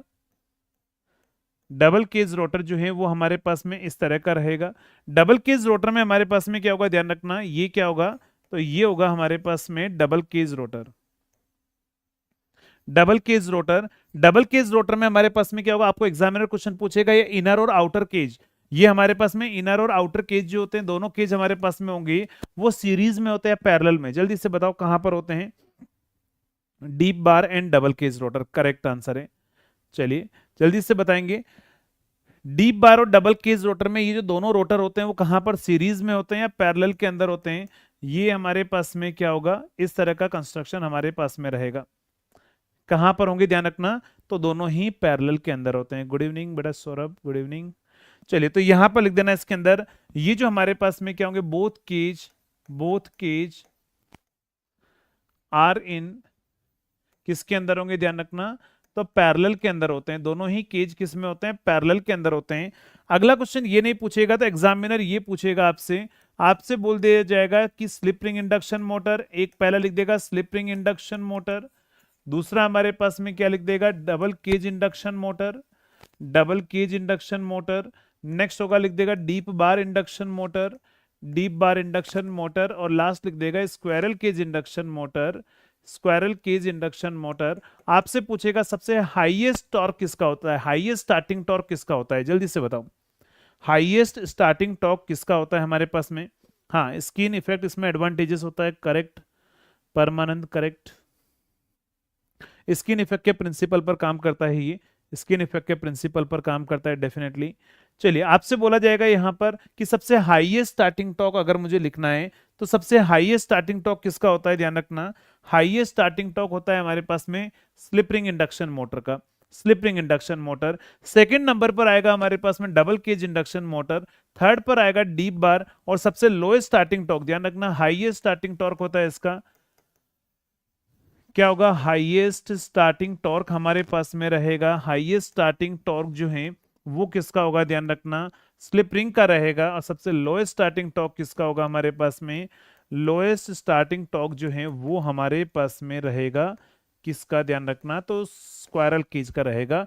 डीप बार डबल केज सेकंड नंबर पर आता है। तो ये हमारे पास में क्या है, यहां तक हम किसको अलविदा बोलते हैं, तो थ्री फेज इंडक्शन मोटर को यहां पर अपन फिनिश करते हैं। तो एक बार जल्दी से एनर्जी दिख जाए। अब हम आते हैं स्टार्टिंग में, नेक्स्ट होगा हमारे पास में single phase induction motor. Next हमारे पास में क्या होगा, सिंगल फेज इंडक्शन मोटर। तो हेडिंग लिखेंगे single phase induction motor, single phase induction motor, पहले कंपैरिजन लिख देते हैं यहां पर, single phase induction motor, and next अपन लिख देते हैं three phase induction motor, three phase induction motor. तो दोनों के बीच में कंपैरिजन अपन यहां लिख देते हैं। सबसे पहला यहां पर ये हमारे पास में सिंगल फेज इंडक्शन मोटर, अगर आपको याद हो तो ये single phase induction motor is not a self started motor. क्या होगा हमारे पास में, चलिए सही, मतलब आपका जो सभी हावी है 1 आवर हो चुका है, अगले 1 से 1.5 घंटे में आपका जो है वो सिंगल फेज इंडक्शन मोटर खत्म हो जाएगा। तो आज अपन इंडक्शन मोटर को अपन यहाँ पर अलविदा कह देंगे ना। हाँ definitely current of the day, definitely chances है बेटा, 61 मार्क्स काफ़ी अच्छे हैं। लोग तो यहाँ पर मार्केट में मैंने देखा कुछ के कट ऑफ की वीडियो तो 45 पे भी क्वालिफाई करवा रहे थे वो, ऐसे भी हैं, लेकिन हाँ 60 मार्क्स ठीक है, सही है, फाइट करने लायक है। चलिए, तो अगर हम बात करें यहाँ पर इंडक्शन मोटर में हमारे पास में क्या होगा, ध्यान रखना, single phase induction motor not a self started motor. क्या होगी हमारे पास में, not a self started motor, not a self started motor. तो यहां पर सेल्फ स्टार्टेड नहीं होती है, लेकिन ध्यान रखना ये सेल्फ स्टार्टेड मोटर होती है, सेल्फ स्टार्टेड मोटर होती है हमारे पास में। अगर मैं बात करूं सिंगल फेज इंडक्शन मोटर में, जो ये काम करती है किस प्रिंसिपल पे काम करती है, डबल रिवॉल्विंग फील्ड थ्योरी। किस पे काम करती है, ध्यान रखना है, सिंगल फेज इंडक्शन मोटर डीआरएफटी के प्रिंसिपल पर काम करती है, डीआरएफटी एंड क्रॉस फील्ड थ्योरी। किस पर काम करती है, ध्यान रखना, डीआरएफटी एंड क्रॉस फील्ड थ्योरी के प्रिंसिपल पर काम करती है। लेकिन ये जो हमारे पास में थ्री फेज इंडक्शन मोटर है, ये थ्री फेज इंडक्शन मोटर किस प्रिंसिपल पे काम करती है, जल्दी से बताएंगे, आप ही बताओ जल्दी से। ये पीडीएफ कहां पर मिलेगा बेटा, ये पीडीएफ आपको मिलेगा एप्लीकेशन पर, इंजीनियर्स कैरियर इंस्टीट्यूट आप सर्च कीजिए प्ले स्टोर पर, और उस एप्लीकेशन पर जाकर आपको फ्री मटेरियल सेक्शन में आपको कल वाली और आज वाली पीडीएफ मिल जाएगी। और जब आप प्ले स्टोर पर जाएं तो रिव्यू भी एक बार जरूर लिख देना है कि आपको कैसा लग रहा है इस एप्लीकेशन में पढ़ के, है ना। चलिए, तो अगर हम बात करें यहां पर क्या होगा, ये किस पे काम करती है, रिवॉल्विंग मैग्नेटिक फील्ड के प्रिंसिपल पर काम करती है। क्या होगा हमारे पास में, रिवॉल्विंग मैग्नेटिक फील्ड के प्रिंसिपल पर काम करती है, रिवॉल्विंग मैग्नेटिक फील्ड के प्रिंसिपल पर काम करती है हमारे पास में। अगर हम बात करें three single phase induction motor का पावर फैक्टर होता है 0.6 लेगिंग हमारे पास में होता है, 0.6 लेगिंग हमारे पास में होता है। लेकिन इसका जो पावर फैक्टर होता है थ्री फेज का 0.8 लेगिंग हमारे पास में होता है। ये एसएससी में पूछा था 1 या 2 साल पहले, हो सकता है अगली बार ये आपसे पूछ लिया जाए, है ना। नेक्स्ट, अगले पर अगर हम बात करें तो यहां पर आपको यहां पर ध्यान रखना, अभी मैंने आपको थोड़ी देर पहले बताया था कि थ्री फेज इंडक्शन मोटर का जो मैक्सिमम टॉर्क है, क्या बोला मैंने, थ्री फेज इंडक्शन मोटर का जो मैक्सिमम टॉर्क है वो रोटर रेजिस्टेंस पर डिपेंड नहीं करता है। बट सिंगल फेज में ऐसा कोई रिजल्ट नहीं होता है, ध्यान रखना। ऐसा पता लगा सिंगल फेज का पूछा और आपने लगा दिया कांस्टेंट, यहाँ कांस्टेंट नहीं रहता है ना। तो यहां लिख देना, यहां पर लिख देना टी मैक्सिमम, मतलब मैक्सिमम टॉर्क। टी मैक्सिमम का मतलब होगा maximum torque does not depends on rotor resistance, does not depend on rotor resistance, does not depend on rotor resistance. तो ये रोटर रेजिस्टेंस पर डिपेंड नहीं करता है। बट यहां पर इधर की अगर मैं बात करूं सिंगल फेज इंडक्शन मोटर में, तो नो सच रिजल्ट फाउंड, ऐसा कोई रिजल्ट फाउंड नहीं होता है यहां पर इसके अंदर, किसमें, सिंगल फेज में। नेक्स्ट, अगर मैं बात करूं यहां पर, अगर हम सेम रेटिंग की अगर हम मशीन बनाएं, अगर हम सेम रेटिंग की मशीन बनाए तो जल्दी से बताओ साइज किसकी बड़ी होगी, साइज किसकी कम होगी।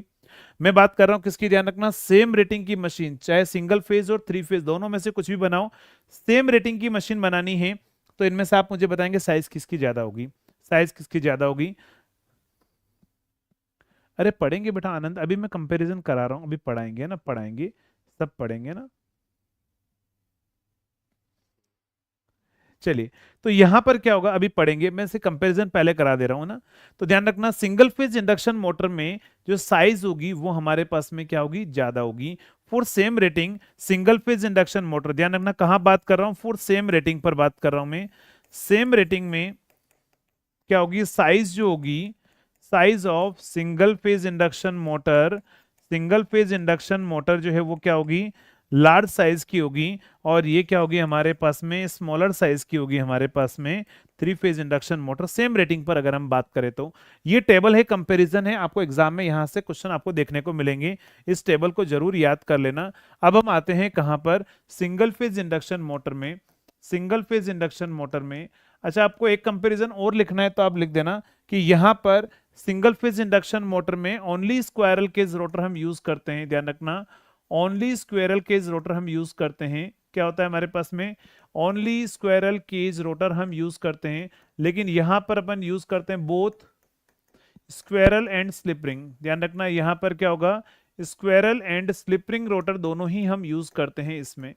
स्क्वायरल केज रोटर भी हम यूज करते हैं और स्लिप रिंग रोटर भी हम यूज करते हैं। तो ये भी आपको कंपैरिजन पूछ सकता है। अब हम बात करते हैं सिंगल फेज इंडक्शन मोटर पर।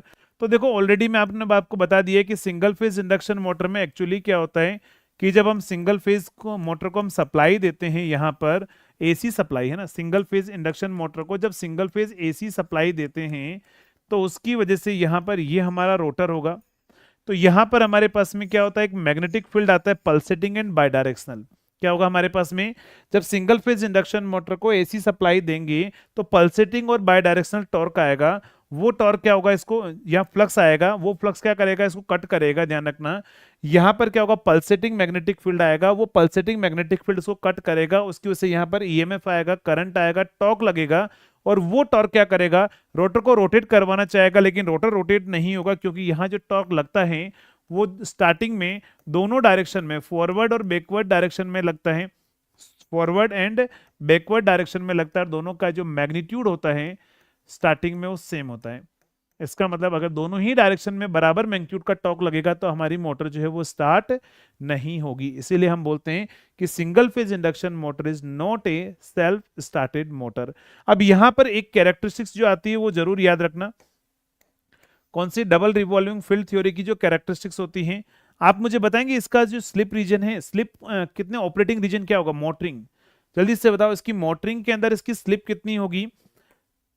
तो आपने पढ़ा होगा डबल रिवॉल्विंग फील्ड थ्योरी के अकॉर्डिंग इसका जो प्रिंसिपल होता है ये हमारे पास में होता है, ये हमारे पास में होता है।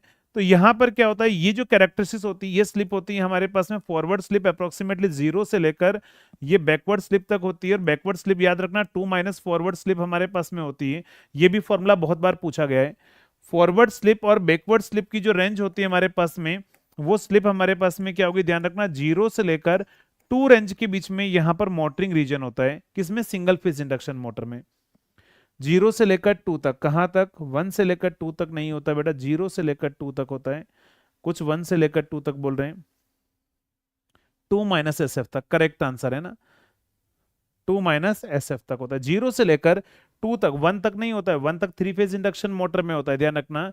Motoring region 3 phase induction motor का 0 से 1 के बीच में होता है, सिंगल फेज इंडक्शन मोटर का 0 से लेकर 2 रेंज के बीच में होता है ना, 0 से लेकर 2 में हमारे पास में रहेगा।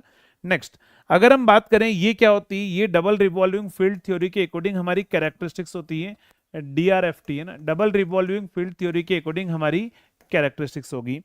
तो अब हम बात करते हैं इसको सेल्फ स्टार्ट बनाने के लिए अपन क्या करेंगे, तो हम यहां पर मोटर को अलग अलग टाइप की अपन मोटर बनाते हैं।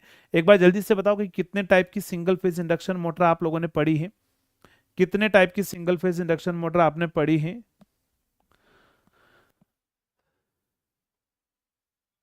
करण बोल रहे हैं सर आपको कहाँ कहाँ ढूंढा, अरे यार मेरे नंबर एक बार कॉल कर देते भाई, फिर कहीं दूसरी जगह से बेच लेकर फंस गए।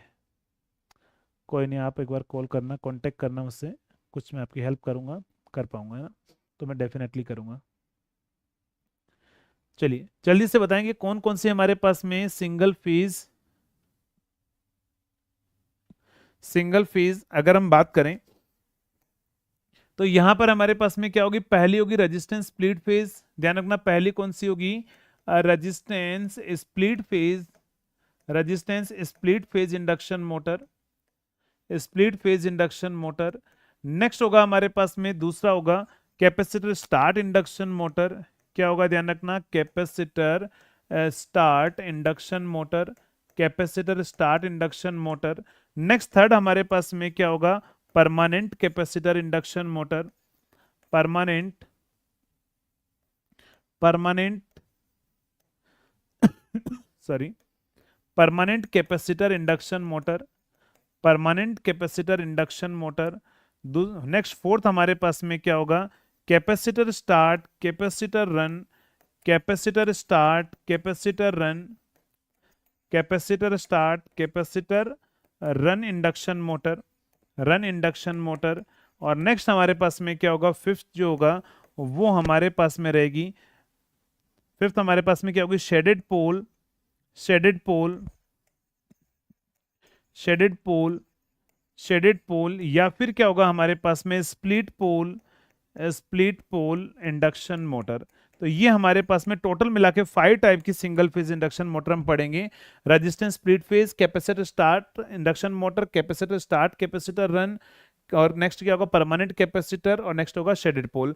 पहले काम करते हैं इन सभी की एप्लीकेशन यहीं पर लिख देते हैं ताकि आपको एप्लीकेशन वाला पार्ट इंपॉर्टेंट है। आप बताएंगे, मैं ही लिखूंगा यहाँ पर, आप बताओगे आंसर। जल्दी से बताओ रेजिस्टेंस स्प्लिट फेज को कहाँ यूज करते हैं, क्योंकि एप्लीकेशन फिक्स है, एक क्वेश्चन आपको आरआरबी में इनकी एप्लीकेशन से पूछा जाएगा, नहीं तो कहीं थ्योरी से पूछेगा, लेकिन क्वेश्चन जरूर पूछेगा।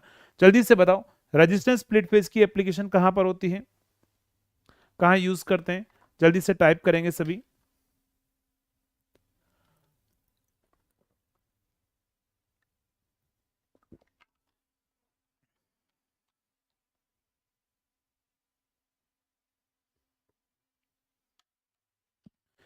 क्या रहेगा हमारे पास में, तो ध्यान रखना पहला क्या होगा हमारे पास में, रेजिस्टेंस स्प्लिट फेज को अपन यूज करते हैं वॉशिंग मशीन के अंदर। अगर कभी पूछ लिया जाए तो आंसर क्या आएगा, वॉशिंग मशीन। और भी होते हैं लेकिन आपको ज्यादातर क्वेश्चन जो दिया जाएगा वॉशिंग मशीन, आपको यहां पर आंसर लगाना है, वॉशिंग मशीन। इसको अपन कहाँ यूज करते हैं, centrifugal pump, centrifugal pump, centrifugal pump. And next होगा हमारे पास में फैन, फैन में अपन यूज करते हैं।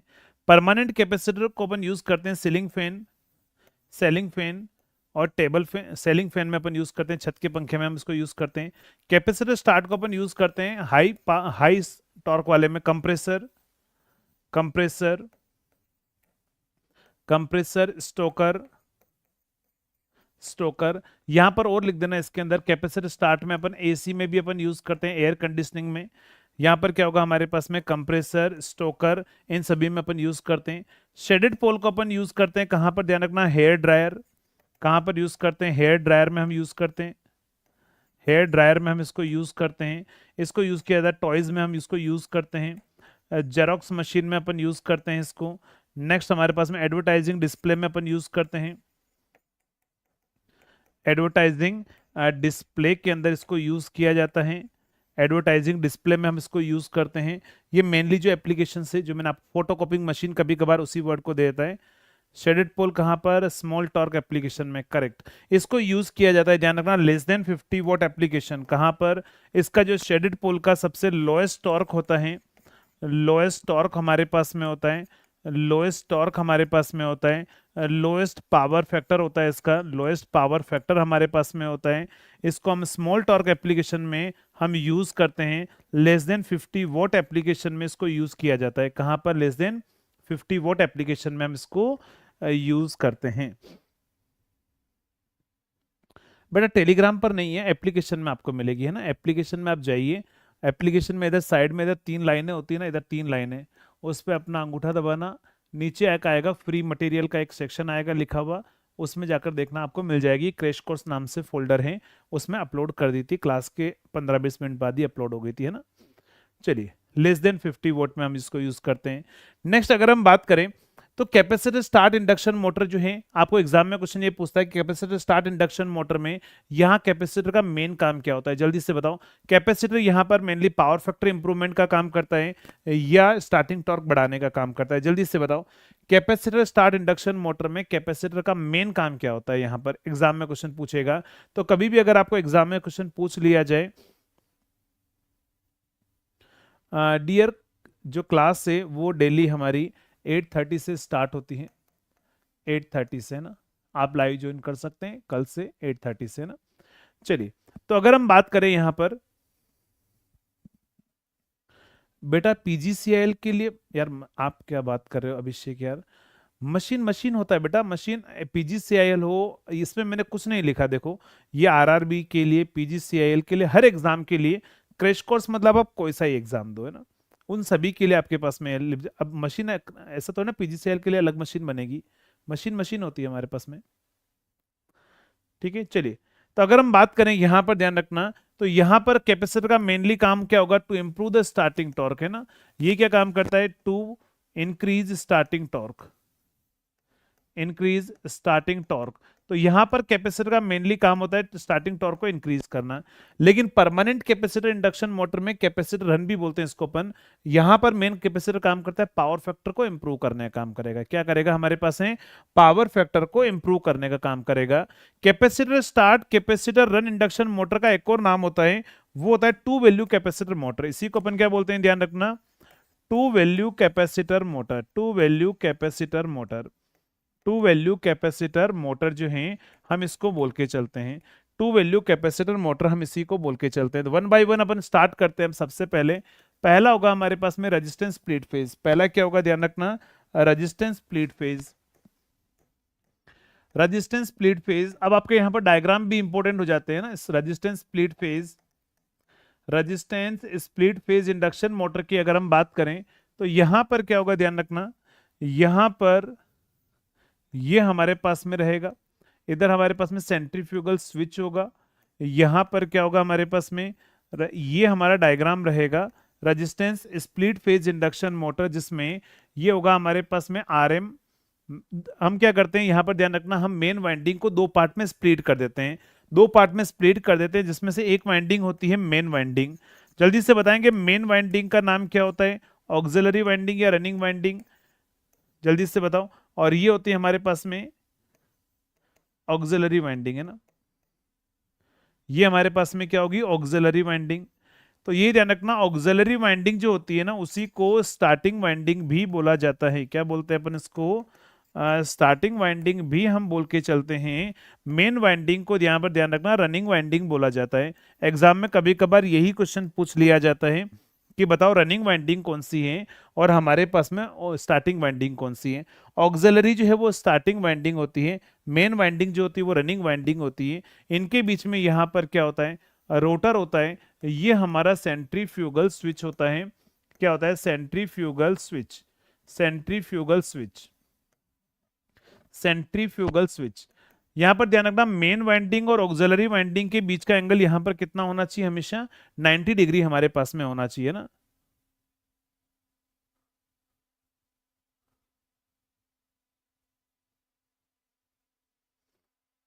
अरे क्यों बात नहीं करूंगा बेटा, आपको बात करूंगा, मेरे पास जितने का कॉल आता है मैं सबको रिटर्न रिप्लाई करूंगा। अभी आपका कॉल नहीं है, अभी आपका कॉल आता है तो मैं बोलता है 2 मिनट साइड में, फिर अपन वापस बाद में पढ़ेंगे। आप आफ्टर क्लास रात को 12 बजे तक कभी कॉल करो, मैं उठाऊंगा आपको, है ना। चलिए आप कॉल करना, आफ्टर क्लास में उठाऊंगा, है ना।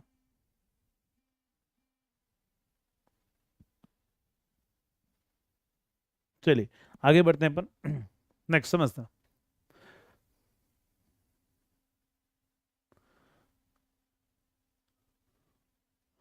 चलो तो यहां पर आ जाओ फिर से। अगर हम बात करें यहां पर, तो मैंने क्या बोला, रेजिस्टेंस स्प्लिट फेज हमारे पास में होगा, रेजिस्टेंस स्प्लिट फेज जो है वो हमारे पास में रहेगा। तो सेंट्रीफ्यूगल स्विच हमारे पास में होगा। सेंट्रीफ्यूगल स्विच क्यों लगाते हैं, ऑक्सिलरी वाइंडिंग को अप्रोप्रिएट कंडीशन पर जाकर डिस्कनेक्ट करने के लिए ना, हम यहाँ पर सेंट्रीफ्यूगल स्विच लगाते हैं। अब हम बात करते हैं, आपको एग्जामिनर यहाँ पर क्वेश्चन ये पूछेगा कि बताओ आर बाई एक्स का रेशियो किस में ज्यादा होता है, मतलब R M by X M और R A by X A में किसका रेशियो ज्यादा होता है, जल्दी से बताओ। R A by X A का रेशियो जो है वो R M by X M के कंपेरिजन में क्या होगा, हायर होगा, लोअर होगा। आर ए क्या है, ध्यान रखना, ऑक्सिलरी वाइंडिंग का रेजिस्टेंस, और एक्स ए क्या है, तो ऑक्सिलरी वाइंडिंग का रिएक्टेंस। आर एम क्या होता है, मेन वाइंडिंग का रेजिस्टेंस, और एक्स ए क्या होता है, ऑक्सिलरी वाइंडिंग का रेजिस्टेंस, ये मेन वाइंडिंग का रिएक्टेंस होगा। तो ध्यान रखना आर बाई एक्स का रेशियो ऑक्सिलरी वाइंडिंग में ज्यादा होता है। ये क्वेश्चन बहुत बार पूछा गया है कि आर बाई एक्स का रेशियो किसके अंदर जो है वो ज्यादा होता है, तो ऑक्सिलरी वाइंडिंग में हमारे पास में आर बाई एक्स रेशियो जो है वो हायर होगा। करेक्ट आंसर है, R by X ratio auxiliary winding में हायर होता है। दूसरा यहां पर आपसे पूछेगा कि मेन वाइंडिंग और ऑक्सिलरी वाइंडिंग में किसका वायर पतला होगा, थिन वायर किस में होगा। तो ध्यान रखना ऑक्सिलरी वाइंडिंग में हम रेजिस्टेंस बढ़ाने के लिए इसका एरिया कम रखते हैं। तो यहाँ पर जो वाइंडिंग होती है, इसका जो वायर होता है वो थिन वायर होता है, पतला वायर होगा, और थोड़ा सा स्लाइटली लेंथ थोड़ी सी ज्यादा होगी, है ना, क्योंकि इसका रेजिस्टेंस अपन क्या करेंगे, बढ़ाएंगे यहाँ पर। तो यहाँ पर ध्यान रखना ऑक्सिलरी वाइंडिंग का जो वायर होगा, ऑक्सिलरी ऑक्सिलरी वाइंडिंग वायर जो होगा हमारे पास में, ऑक्सिलरी वाइंडिंग वायर जो होगा वो हमारे पास में क्या होगा, थिन वायर होता है। कौन सा होता है, ध्यान रखना, थिन वायर हमारे पास में रहता है, थिन वायर हमारे पास में होता है, पतला होता है स्लाइटली, थोड़ी सी लेंथ इसकी क्या होती है, ज्यादा होती है। इसको अपन कहां पर तक यूज करते हैं, ध्यान रखना, इस मोटर को हम यूज करते हैं 500 volt, less than 500 volt application तक। कहां तक, ध्यान रखना, लेस देन 500 वोल्ट एप्लीकेशन, या फिर आप बोल सकते हो 1/2 किलोवाट, 1/2 किलोवाट से हमारे पास में क्या होगा, लेस देन पर हम यूज करेंगे। तो यहां पर लिख देना used, used less than 500 vote application, है ना। 500 वोट हमारे पास में एप्लीकेशन, 50 नहीं, 500 वोट एप्लीकेशन, है ना।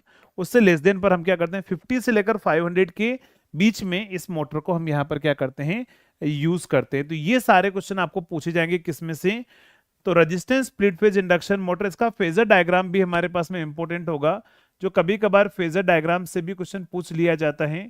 तो ये वोल्टेज होता है, ये मेन वाइंडिंग करंट होता है, ये ऑक्सिलरी वाइंडिंग करंट होता है।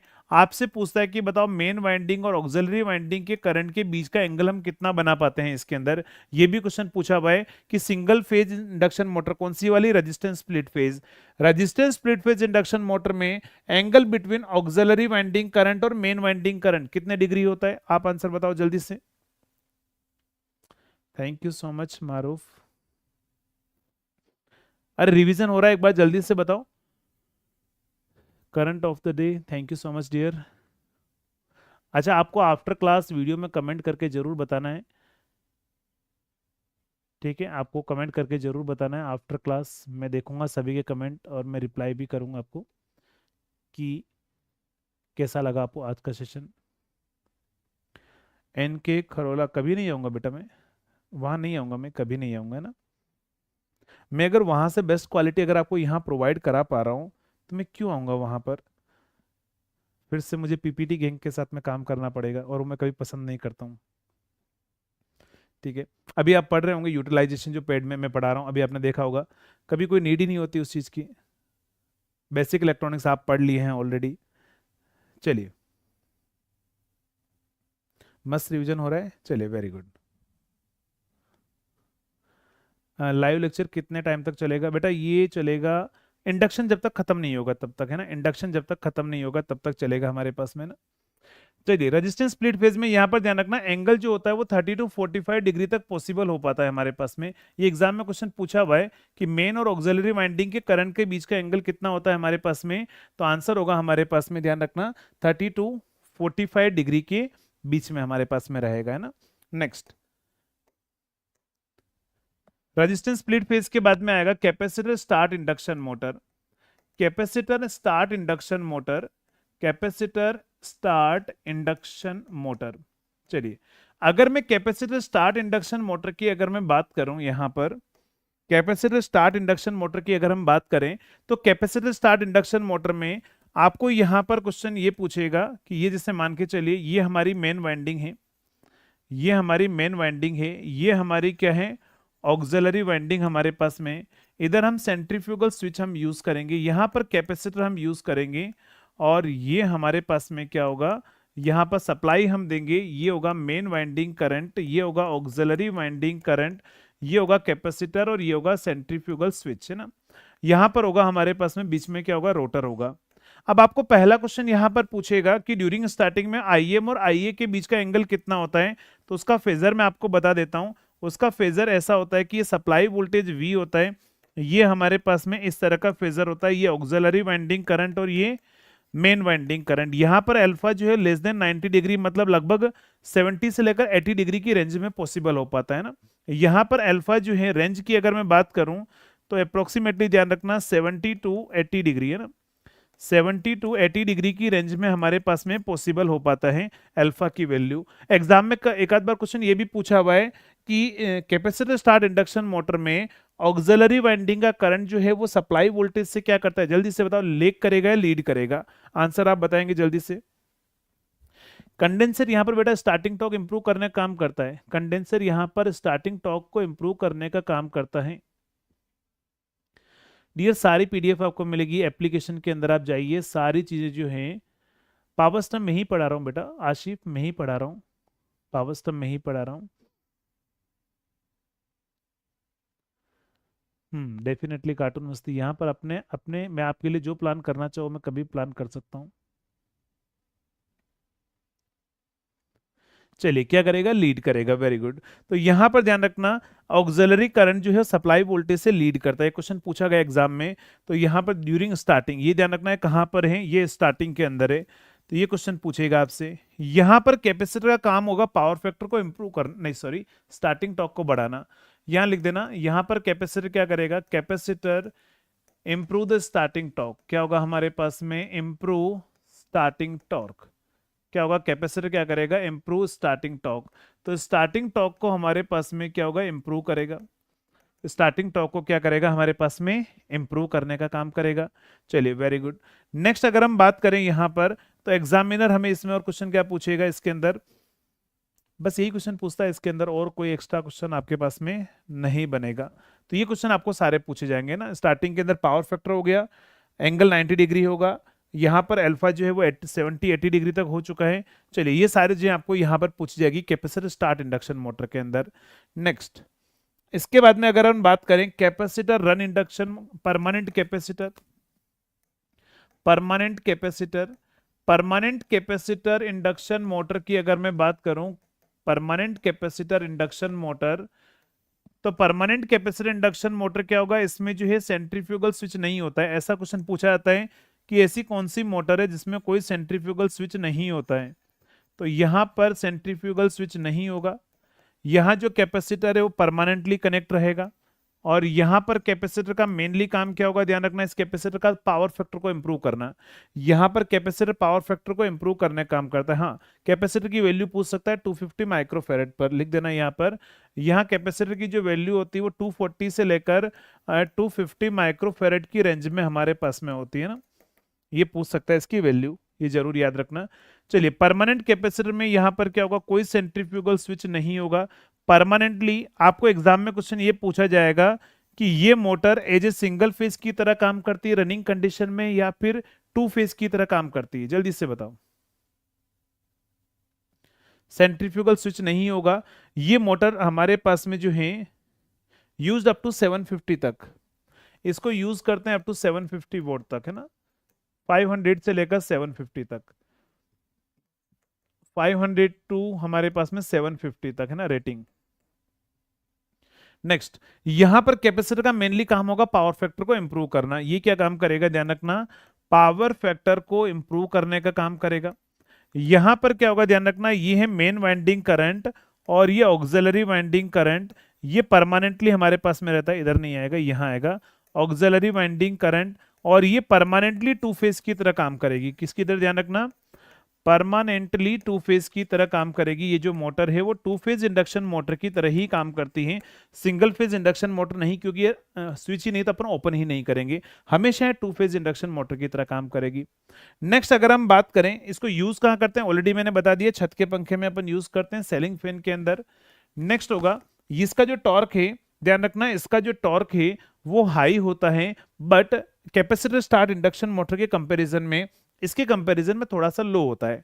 ध्यान रखना, इसका टॉर्क हमारे पास में हाई होगा, इसका टॉर्क हमारे पास में क्या होगा, हाई तो होगा, बट लेस देन हमारे पास में कैपेसिटर स्टार्ट इंडक्शन मोटर रहेगा। अगर आपको कभी कंपैरिजन पूछ ले तो आप यहां से बता सकते हो। कैपेसिटर की जगह इंडक्टर लगा देंगे तो क्या होगा, स्टार्ट नहीं होगी बेटा ना, नहीं होगी, स्टार्ट नहीं होगी इंडक्टर, क्योंकि एक्चुअली स्टार्टिंग टॉर्क हमारा जो होता है ना वो directly proportional to Im into IA into sine of alpha होता है। अगर आप क्या करोगे, यहां पर जब आप इंडक्टर लगा दोगे ना तो ये दोनों ही सेम फेज में आ जाएगी। अगर दोनों ही सेम फेज में आ गया तो अल्फा जीरो हो जाएगा, और साइन जीरो की वैल्यू जीरो होती तो स्टार्टिंग टॉर्क नहीं आएगा, है ना। तो आप ऐसा नहीं कर सकते, अगर आप लगाओगे तो हमारे पास में क्या होगा, स्टार्ट नहीं हो पाएगी ना। सर एक क्वेश्चन में अगर कैपेसिटर की जगह इंडक्टर लगा देंगे, हाँ वही मैंने आपको बता दिया आयुष की वो स्टार्ट नहीं होगी मोटर, है ना। चलिए नेक्स्ट बढ़ते हैं अपन आगे।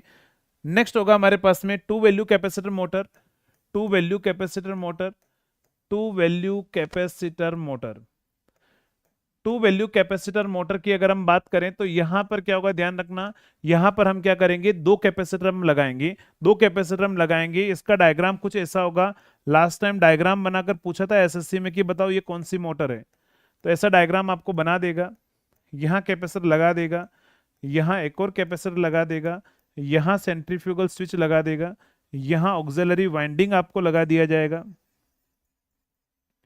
जहां अगर हम बात करें यहां पर ऑक्सिलरी वाइंडिंग लगा दी जाएगी, और यहां पर सप्लाई वोल्टेज V होगा हमारे पास में, ये होगा मेन वाइंडिंग करंट, यहां पर होगा ऑक्सिलरी वाइंडिंग करंट, ये होगा हमारे पास में रनिंग कैपेसिटर, ये होगा स्टार्टिंग कैपेसिटर, सीरीज में होगा सेंट्रीफ्यूगल स्विच। क्या होगा हमारे पास में, सेंट्रीफ्यूगल स्विच हमारे पास में रहेगा। तो अगर मैं बात करूं यहां पर हमारा क्या होगा, रोटर होगा। पहला क्वेश्चन, CS और CR जो है वो कहां पर होते हैं, सीरीज में या पैरेलल में, जल्दी से बताएंगे।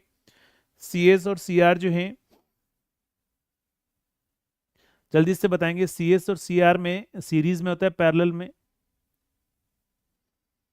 हाँ, सिंगल फेज इंडक्शन मोटर को फ्रैक्शनल हॉर्स पावर मोटर भी बोलते हैं, करेक्ट।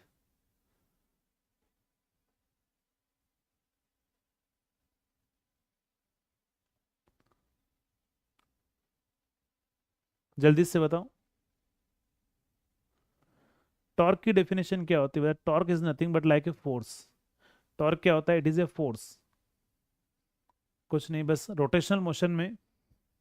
टोटल इलेक्ट्रिकल बेच कब चालू होगा? डियर एप्लीकेशन पर ऑलरेडी चल रहा है, 3 महीने से बेच चल रहा है हमारा। एक बेच तो खत्म भी हो चुका है, 3 से 4 महीने से। SSC जेई का सिलेबस बस फिनिश होने वाला है, लास्ट सब्जेक्ट चल रहा है ऑलरेडी। अभी 4 दिन पहले एक नया बैच शुरू हुआ है, उसका नाम है combo batch D. This is the all in one batch, combo batch D. All in one batch हमारे पास में। ऑल इन वन बैच का मतलब क्या है? इसमें सब मिलेगा, खजाना मतलब सब कुछ इसमें मिलेगा। इसमें आपको न्यूमेरिकल प्रैक्टिस जो कोई नहीं कराता दुनिया में, अगर आप देखोगे तो न्यूमेरिकल प्रैक्टिस बेच का एक्सेस आपको इसके अंदर मिलेगा, जो स्पेशली एक न्यूमेरिकल प्रैक्टिस चल रहा है। Machine power system, basic electrical measurement के क्वेश्चन प्रैक्टिस हो चुके हैं उसके अंदर।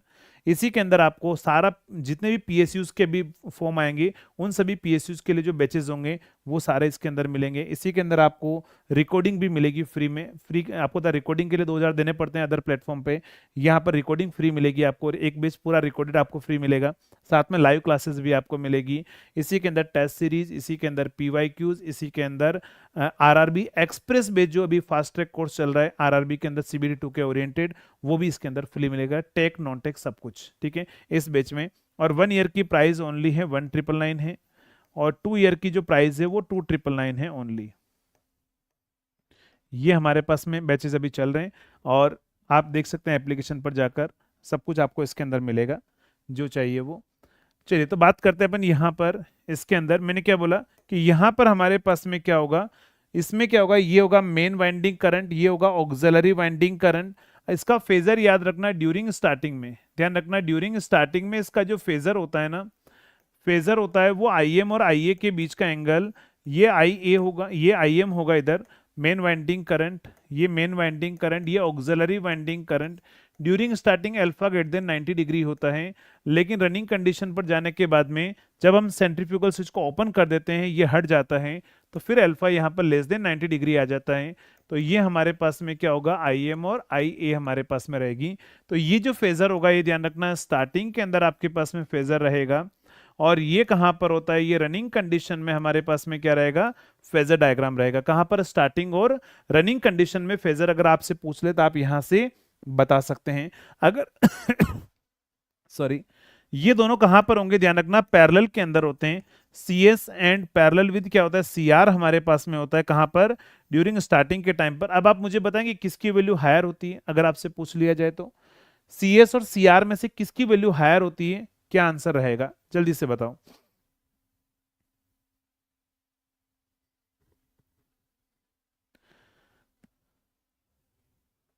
जल्दी से बताएंगे। डेफिनेटली गगनदीप, रिवीजन कराऊंगा, डेफिनेटली करेंगे हम। चलो जल्दी से बताएंगे किसकी वैल्यू हायर होती है, CS की वैल्यू, करेक्ट। तो यहां पर ध्यान रखना, CS की वैल्यू हमारे पास में हायर होगी किससे, CR की वैल्यू से हमारे पास में क्या होगी, हायर होगी, है ना। CS की वैल्यू जो हमारे पास में क्या होगी, CS की वैल्यू CR की वैल्यू से हायर हमारे पास में रहेगी। कभी अगर पूछ ले तो आप यहां से आंसर बता सकते हैं। नेक्स्ट, ये जो हमारे पास में 2 कैपेसिटर होते हैं, इनमें से जल्दी से बताएंगे कमेंट करके, और मैं इस वीडियो के कमेंट में भी देखना चाहूंगा आंसर, कि इनमें से कौन सा इलेक्ट्रोलाइटिक होता है और कौन सा पेपर कैपेसिटर होता है ना। CS और CR, ये आपको वीडियो के कमेंट बॉक्स में बताना है आफ्टर सेशन, है ना, कि इनमें से एक इलेक्ट्रोलाइटिक और एक हमारे पास में पेपर कैपेसिटर होता है। तो उसका आंसर आप बताएंगे, अभी भी बता सकते हो, लेकिन कमेंट बॉक्स में जरूर बताना है। चलिए नेक्स्ट, अगर हम बात करें तो अगर हम बात करें इसका जो टॉर्क है वो हाई टॉर्क होता है। हाई टॉर्क हमारे पास में होता है, क्या होगा इसका, हाई टॉर्क हमारे पास में रहेगा। और पावर फैक्टर भी हमारे पास में क्या रहेगा, ध्यान रखना, हाई पावर फैक्टर रहेगा ना। High torque, high power factor हमारे पास में रहता है इस मोटर का, है ना। इसको अपन यूज करते हैं कहां पर, ध्यान रखना, hard to start load application के अंदर। कहां यूज करते हैं अपन इसको, हार्ड टू स्टार्ट लोड, ये वर्ड याद रखना। आपसे पूछेगा hard to start load application में किसको यूज करते हैं, hard to start load. Hard to start load application में किसको यूज करते हैं? तो अगर जब तक ऑप्शन में आपको ये दे रखा हो, जब तक ऑप्शन में आपको ये दे रखा हो ये लगाना, अगर ये ना हो तो फिर कैपेसिटर स्टार्ट लगा देना। ठीक है, कैपेसिटर स्टार्ट में भी लिखा होता है, लेकिन प्रायोरिटी हम इसको देंगे, ये ऑप्शन में नहीं होगा तो कैपेसिटर स्टार्ट को हम लगा देंगे hard to start load application के अंदर, है ना। नेक्स्ट, अब हम बात करते हैं इसके बाद में नेक्स्ट, ये हमारे पास में क्या है, क्लासिफिकेशन कंप्लीट हो चुका है। नेक्स्ट शेडेड पोल का मैंने ऑलरेडी बता दिया, जो क्वेश्चन पूछेगा सबसे लोएस्ट टॉर्क होता है, सबसे लोएस्ट पावर फैक्टर होता है, 50 वोल्ट से लेस देन इसकी एप्लीकेशन होती है, और वो सारी एप्लीकेशन वो आपसे पूछेगा। अच्छा, आपसे क्वेश्चन यहाँ पर ये पूछेगा कि आपको क्या करना है, इन सभी मोटर का स्पीड रिवर्सल करना है। जल्दी से बताओ स्पीड रिवर्सल आप कैसे करोगे, स्पीड रिवर्सल आप कैसे करोगे, स्पीड रिवर्सल करना है कैसे करोगे? तो आप यहां पर इस मोटर का अगर आपको स्पीड रिवर्सल करना है तो either by changing the main winding terminal और by changing the auxiliary winding terminal, या तो हम मेन वाइंडिंग के टर्मिनल को चेंज करके, नहीं तो ऑक्सिलरी वाइंडिंग के टर्मिनल को चेंज करके हम स्पीड रिवर्स कर सकते हैं किसकी, इस मोटर की। तो अगर आपसे पूछ लिया जाए कभी भी कि स्पीड रिवर्सल हम कैसे कर सकते हैं, तो या तो मेन वाइंडिंग टर्मिनल या फिर ऑक्सिलरी वाइंडिंग के टर्मिनल को चेंज करके, सप्लाई को नहीं करके देना, सप्लाई करोगे तो नहीं होगा स्पीड रिवर्सल, है ना। किसी ने लिखा है सर सप्लाई को एक्सचेंज करके, सप्लाई को एक्सचेंज करके, किसने लिखा है, हंटर ने लिखा है बेटा, सप्लाई एक्सचेंज नहीं होगा, किसी एक को एक्सचेंज करना है, either by changing the main winding और by changing the auxiliary winding. ठीक है, चलो तो यहां पर आप लिखेंगे इसके अंदर, या एक और तरीका होता है इस कैपेसिटर को यहां से हटाकर मेन वाइंडिंग में लगा दो तो भी कर सकते हो ना, bye connecting the capacitor in the main winding in place of the auxiliary winding. मतलब कैपेसिटर को आप मेन वाइंडिंग में लगा दो ऑक्सिलरी वाइंडिंग की जगह, तो भी हमारे पास में स्पीड रिवर्सल जो है वो हो जाएगा। मुझसे बात करनी है, कोई दिक्कत नहीं, ये नंबर है, सभी नोट कर लेंगे। फ्यूचर में कभी भी कोई भी गाइडेंस की जरूरत हो, रात को 12 बजे से पहले, 12 बजे बाद नहीं है ना, 071848 इस नंबर पर आप कांटेक्ट कर सकते हैं। कभी भी काम, गाइडेंस, इंटरव्यू, कहीं पर भी कुछ भी अगर आप फंसे हो तो आप कॉल कर देना, है ना। ठीक है, ये नंबर ऐड कर लो, बात कर लेना मुझसे ना आफ्टर क्लास। चलिए, तो अगर हम बात करते हैं यहाँ पर, तो ये नंबर आप नोट कर लेना। नेक्स्ट अगर हम आते हैं अगले पॉइंट पर, अगले पॉइंट पर, और वो होगा हमारे पास में इक्विवेलेंट सर्किट। क्या होगा? Equivalent circuit, equivalent circuit of single phase induction motor. Single phase induction motor का जो इक्विवेलेंट सर्किट है वो क्या होगा, ध्यान रखना। इक्विवेलेंट सर्किट हमारे पास में क्या होगा, तो ये हमारे पास में क्या है, इस तरह का इक्विवेलेंट सर्किट होता है, इस तरह का इक्विवेलेंट सर्किट होता है सिंगल फेज इंडक्शन मोटर का। ये होगा हमारे पास में JXM/2, ये होगा हमारे पास में R2 dash JX2 dash. Next, next ये हमारे पास में क्या रहेगा, ध्यान रखना। तो यहां पर ये होगा R1 और ये होगा JX1, ये होगा हमारे पास में JXM/2, ये भी होगा JXM/2, ये होगा हमारे पास में R2 divide by 2 into SF JX2 डैश/2, ये क्या होगा हमारे पास में R2 divide by 2 into S(B) और JX2 डैश/2। ये हमारा इक्विवेलेंट सर्किट होता है ना। ये हमारे पास में क्या होगा, इक्विवेलेंट सर्किट हमारे पास में रहेगा, जिसमें ये क्या होगा, ध्यान रखना, ये होगा फॉरवर्ड रोटर रेजिस्टेंस। ये क्या होगा, RF होगा, forward rotor resistance, forward rotor resistance, forward rotor resistance हमारे पास में रहेगा। नेक्स्ट हमारे पास में क्या होगा, ध्यान रखना, ये क्या होगा, ये होगा बैकवर्ड रोटर रेजिस्टेंस, RB हमारे पास में होगा, इसको अपन बोलते हैं backward rotor resistance, backward rotor resistance. और इसी को अपन बोलते हैं, जो बैकवर्ड रोटर रेजिस्टेंस होता है उसी को बोला जाता है RB is equal to R2 divide by 2 into 2 minus S(F). ठीक है, 2 माइनस S(F), ये हमारे पास में क्या होगा, बैकवर्ड रोटर रेजिस्टेंस रहेगा। तो बैकवर्ड रोटर रेजिस्टेंस का फॉर्मूला क्या होता है, R2/2 इंटू S(-F) है ना।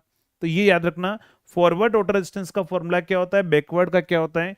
फॉरवर्ड स्लिप कैसे निकालते हैं, फॉरवर्ड स्लिप अपन निकालते हैं NS-NR/NS। चलो मैं आपको एक क्वेश्चन दे रहा हूं, आप मुझे न्यूमेरिकल करके बताएंगे।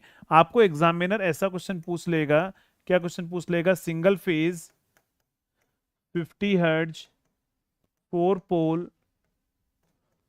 पोल induction motor has rotor resistance of rotor resistance of rotor resistance of 20 ohm and run 8 1450 rpm. Find forward rotor resistance and backward rotor resistance. बताएंगे क्या आंसर होगा दोनों का। ये क्वेश्चन आपसे पूछ लिया जाएगा, जल्दी से बताओ फॉरवर्ड रोटर रेजिस्टेंस क्या होगा एंड बैकवर्ड रोटर रेजिस्टेंस क्या होगा, है ना। चलिए जल्दी से बताएंगे क्या आंसर होगा। सर आप लिंक सेंड करो प्लीज। किसका बेटा, एप्लीकेशन के लिंक की बात कर रहे हो? मैं एप्लीकेशन का लिंक शेयर कर देता हूँ। एप्लीकेशन का लिंक मैं आपको शेयर कर देता हूँ।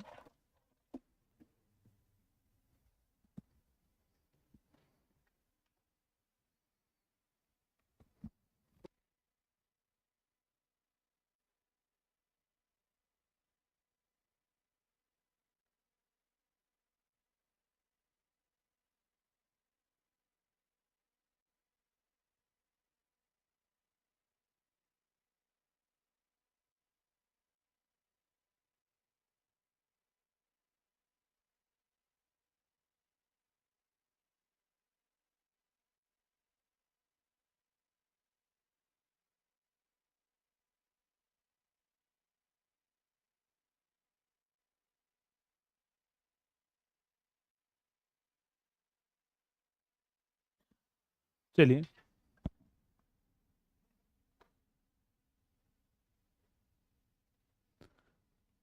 तो मैंने शेयर कर दिया है एप्लीकेशन का लिंक, इसको डाउनलोड कर लीजिए।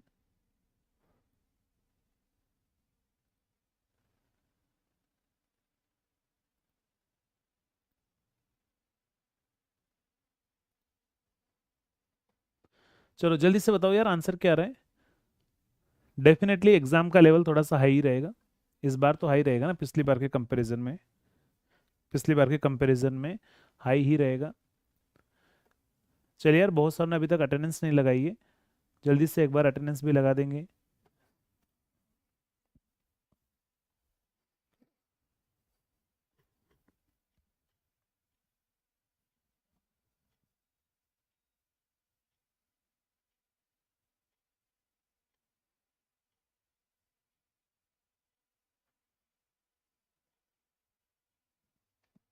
चलिए 300 आ रहा है आपके पास में।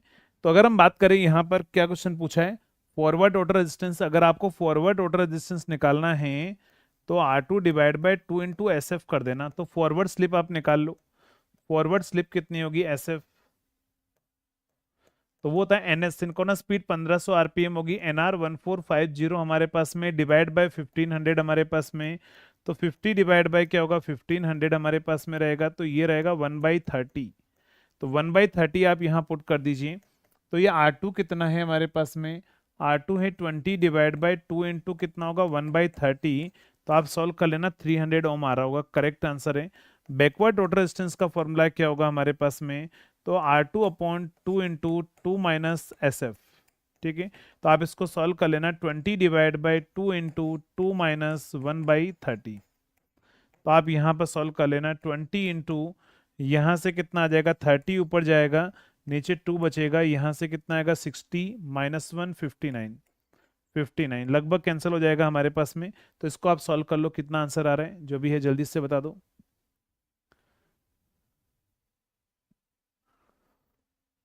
टारगेट लगभग 120 के लगभग टारगेट रखो, है ना, 120 का टारगेट रखो, उससे कम मत रखो।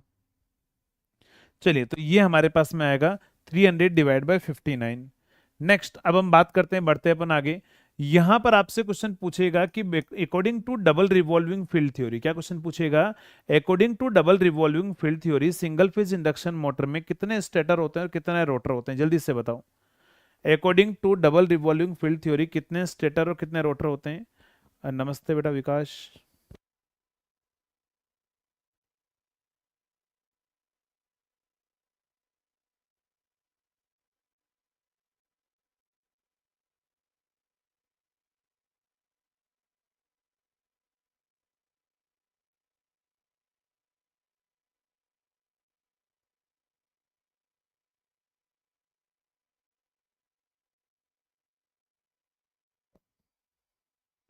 कितने स्टेटर होते हैं? चलिए करेक्ट, 1 स्टेटर और 2 रोटर होता है ना।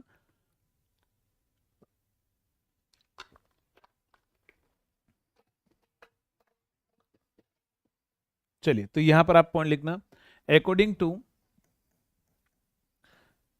To DRFT, double revolving field theory, according to double revolving field theory, single phase induction motor has क्या होगा हमारे पास में, ध्यान रखना, 1 स्टेटर एंड 2 रोटर, एक स्टेटर होता है और साथ में क्या होते हैं, एंड 2 रोटर हमारे पास में होते हैं इसके अंदर। नेक्स्ट ध्यान रखना, आपको एग्जामिनर कभी कभार ऐसा भी बोल देता है कि मोटर को फॉरवर्ड पावर इनपुट इतना दे रहे हैं, बैकवर्ड पावर इनपुट दे रहे हैं, बताओ टोटल पावर इनपुट कितना होगा। तो टोटल पावर जो होगा इनपुट वो होगा forward power plus backward power, है ना। ये रिलेशन आप याद रखेंगे, एक आध बार एग्जाम में ये भी पूछा गया है कि टोटल पावर इनपुट क्या होगा हमारे पास में, फॉरवर्ड पावर और बैकवर्ड पावर जो है वो हमारे पास में रहेगा। तो टोटल पावर क्या होगा, फॉरवर्ड प्लस बैकवर्ड पावर हमारे पास में रहेगा। तो इस तरह का क्वेश्चन भी आपको एग्जाम में एग्जामिनर पूछ लेता है। चलिए अब हम आते हैं यहाँ पर नेक्स्ट टॉपिक पर। नेक्स्ट रहेगा हमारे पास में hysteresis motor. Hysteresis motor time है तो अपन आगे और स्टार्ट कर देते हैं। हिस्टैरिसीस मोटर, हिस्टैरिसीस मोटर जो है, अगर आपसे पूछेगा तो बताओ ये कौन सी मोटर होती है, डीसी होती है, इंडक्शन होती है, सिंक्रोनस होती है, कौन सी मोटर होती है। पहला क्वेश्चन आपसे यही पूछेगा हिस्टैरिसीस मोटर जो है वो किस टाइप की मोटर होती है। तो ध्यान रखना, हिस्टैरिसीस मोटर जो है वो हमारे पास में क्या होगी, special type of synchronous motor होती है। क्या होती है हमारे पास में, special type of synchronous motor होती है। ये special type of synchronous motor हमारे पास में होती है, special type of synchronous motor हमारे पास में होती है। अगर मैं बात करूं हिस्टैरिसीस मोटर की, तो यहाँ पर हमारे पास में क्या होंगे, ये हमारे पास में क्या होगी, हिस्टैरिसीस मोटर में हम यहाँ पर 2 वाइंडिंग हम यूज करते हैं, main winding and auxiliary winding. Centrifugal switch upon provide नहीं करवाते हैं यहाँ पर। यहाँ जो रोटर होता है वो हार्ड मैग्नेटिक मटेरियल का बना होता है, हार्ड मैग्नेटिक मटेरियल का हमारे पास में बना होता है। हार्ड मैग्नेटिक मटेरियल कौन कौन से होते हैं, नाम आप बताएंगे, हार्ड मैग्नेटिक मटेरियल कौन कौन से होते हैं। हार्ड मैग्नेटिक मटेरियल का बना होता है, ध्यान रखना, हार्ड मैग्नेटिक मटेरियल का बना होता है कौन सा, Chrome steel, Chrome steel, Chrome steel. And अगर मैं बात करूं तो दूसरा होगा एलिनिको। तो क्रोम स्टील और एलिनिको की हमारे पास में जो है वो स्पेशल मोटर जो है वो बनी होती है। क्रोम स्टील या फिर क्या होगा हमारे पास में, एलिनिको की हमारे पास में बनी होती है। यहाँ पर 2 वाइंडिंग होती है, वही main winding and auxiliary winding हमारे पास में होती है। ये परमानेंटली 2 फेज मोटर होती है ना, ये क्या होती है, परमानेंटली 2 फेज मोटर होती है। यहाँ पर रोटर पर कोई वाइंडिंग नहीं होती, ये रोटर है, ध्यान रखना है ना, no winding no teeth. Rotor पर यहाँ पर कोई वाइंडिंग नहीं होती है, कोई यहाँ पर टीथ नहीं होते हैं, इसीलिए यहाँ पर वाइब्रेशन या नॉइस की प्रॉब्लम हमारे पास में बहुत कम होती है। ध्यान रखना क्या होगा हमारे पास में, no winding and no teeth, इसलिए यहाँ पर क्या होगा, वाइब्रेशन जो है वो प्रॉब्लम हमारे पास में क्या होगा, लेस वाइब्रेशन होगा यहाँ पर, लेस वाइब्रेशन यहाँ पर होता है इसके अंदर।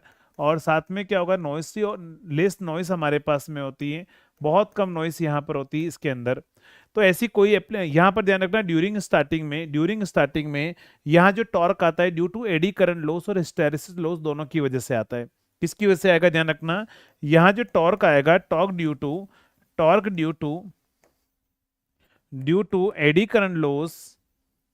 AD current and hysteresis loss, hysteresis loss. तो दोनों की वजह से ध्यान रखना टॉर्क आता है यहाँ पर, हिस्टैरिसीस टॉर्क और एडी करंट टॉर्क आप ऐसा बोल सकते हो। लेकिन रनिंग कंडीशन पर जाने के बाद में ओनली सिर्फ हिस्टैरिसीस टॉर्क ही लगता है, इसीलिए इसका नाम होता है हिस्टैरिसीस मोटर। हिस्टैरिसीस मोटर क्यों बोलते हैं, क्योंकि इसमें टॉर्क जो लगता है वो हिस्टैरिसीस टॉर्क हमारे पास में लगता है। अगर हम बात करें इसकी एप्लीकेशन की, तो एप्लीकेशन में कहाँ यूज करते हैं, आप ही बताओ जल्दी से कमेंट करके कि कहाँ पर इसकी एप्लीकेशन होती है इस मोटर की। तो इसकी एप्लीकेशन वो जहां पर नॉइस बहुत कम हो, नाम सुना होगा आपने, टेप रिकॉर्डर, सीडी, डीवीडी, एकदम सही है ना। हाँ, during starting induction motor behaves like an induction motor but at the running condition like special type of synchronous motor, unexcited synchronous motor, है ना। ये एक हमारे पास में क्या होती है, अनएक्साइटेड सिंक्रोनस मोटर होती है। अनएक्साइटेड, ये वर्ड भी याद रखना, अनएक्साइटेड सिंक्रोनस मोटर हमारे पास में होती है। क्या होती है? अनएक्साइटेड सिंक्रोनस मोटर हमारे पास में होती है। सिंक्रोनस मोटर हमारे पास में होती है, correct. Application CD DVD and tape recorder में इसकी एप्लीकेशन जो है वो हम यहाँ पर यूज करते हैं। एकदम सही आंसर है। चलिए नेक्स्ट अगर हम बात करें यहाँ पर, नेक्स्ट हमारे पास में आएगी हिस्टैरिसीस मोटर के बाद में आएगी रिलक्टेंस मोटर। नेक्स्ट क्या आएगी हमारे पास में? Reluctance motor.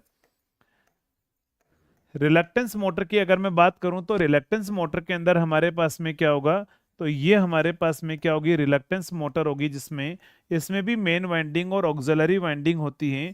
बट यहाँ का जो रोटर होता है ना, इस रोटर पर हम यहाँ पर कुछ ना कुछ अपन ऐसे सिंग टाइप बना देते हैं, जिसको स्टैंपिंग बोला जाता है। यहाँ पर अपन क्या करते हैं? यहाँ पर अपन बीच बीच में से अपन क्या करते हैं? इसको रिमूव कर देते हैं सॉलिड बार्स को। ऐसा कंस्ट्रक्शन होता है, ध्यान रखना, ऐसा कंस्ट्रक्शन होता है। किसका ध्यान रखना? ये रोटर का कंस्ट्रक्शन होगा। रोटर कंस्ट्रक्शन कुछ इस टाइप का होता है। इसके अंदर टूथड अपन रोटर स्ट्रक्चर जो है वो यूज करते हैं। ये भी एक special type of synchronous motor है। क्या है? ध्यान रखना, special type of synchronous motor. Special type कौन सी होती है? ध्यान रखना, सिंक्रोनस मोटर हमारे पास में रहेंगे ना। Special type of synchronous motor हमारे पास में होगी। अगर हम बात करें अगले पॉइंट पर, तो इसकी एप्लीकेशन कहां पर होती है? एग्जामिनर आपसे पूछेगा इसको यूज कहां करते हैं। इसको हम यूज कहां करते हैं? ध्यान रखना, इसको यूज किया जाता है सिग्नलिंग एंड कंट्रोलिंग डिवाइस आप बोल सकते हो, रिकॉर्डिंग इंस्ट्रूमेंट आप ऐसा बोल सकते हो, सिग्नलिंग एंड कंट्रोलिंग में आप बोल सकते हो, signalling and controlling devices application. ठीक है, नेक्स्ट। तो ये सारी चीजें आप याद रखो। ये भी क्या होती है? स्पेशल टाइप ऑफ, ध्यान रखना, सिंक्रोनस मोटर होती है। ये भी हमारे पास में परमानेंटली टू फेज हमारे पास में रहती है ना। सिग्नलिंग एंड कंट्रोलिंग डिवाइसेस में हम इसको यूज करते हैं, टाइमर में भी यूज करते हैं डेफिनेटली। ये special type of synchronous motor होती है। रोटर का स्ट्रक्चर कुछ इस तरह का होता है। यहाँ पर अपन क्या करते हैं? रिलक्टेंस प्रोवाइड कराकर नॉन यूनिफॉर्म एयर गैप की वजह से रिलक्टेंस टॉर्क आता है। रिलक्टेंस टॉर्क आता है, इसीलिए ये रन करती है, इसीलिए इसको रिलक्टेंस मोटर बोला जाता है। रिलक्टेंस टॉर्क का फॉर्मूला भी लिख दो यहाँ पर। रिलक्टेंस टॉर्क, रिलक्टेंस टॉर्क का जो फॉर्मूला होगा, रिलक्टेंस टॉर्क जो फॉर्मूला होता है, रिलक्टेंस टॉर्क की वजह से रोटेट होती है, इसीलिए इसको रिलक्टेंस मोटर बोला जाता है। अच्छा, आपको एक और क्वेश्चन यहां से पूछा जाएगा। यहां से क्वेश्चन ऐसा पूछता है कि सेलेंट पोल सिंक्रोनस मोटर वर्क कर रही है और सडनली अगर उसका मान लो एक्साइटेशन डैमेज हो जाए तो किसकी तरह काम करने लग जाती है? तो वो रिलक्टेंस मोटर की तरह ही काम करने लग जाती है। ध्यान रखना, थ्री फेज अगर मान लो सेलेंट पोल सिंक्रोनस मोटर जो है वर्क कर रही है, अगर उसका एक्साइटेशन डैमेज हो जाए तो वो रिलक्टेंस की तरह काम करने लग जाती है। आपसे पूछेगा कि बताओ what is the load angle delta, delta की क्या किस वैल्यू पर रिलक्टेंस टॉर्क हमारा मैक्सिमम होगा?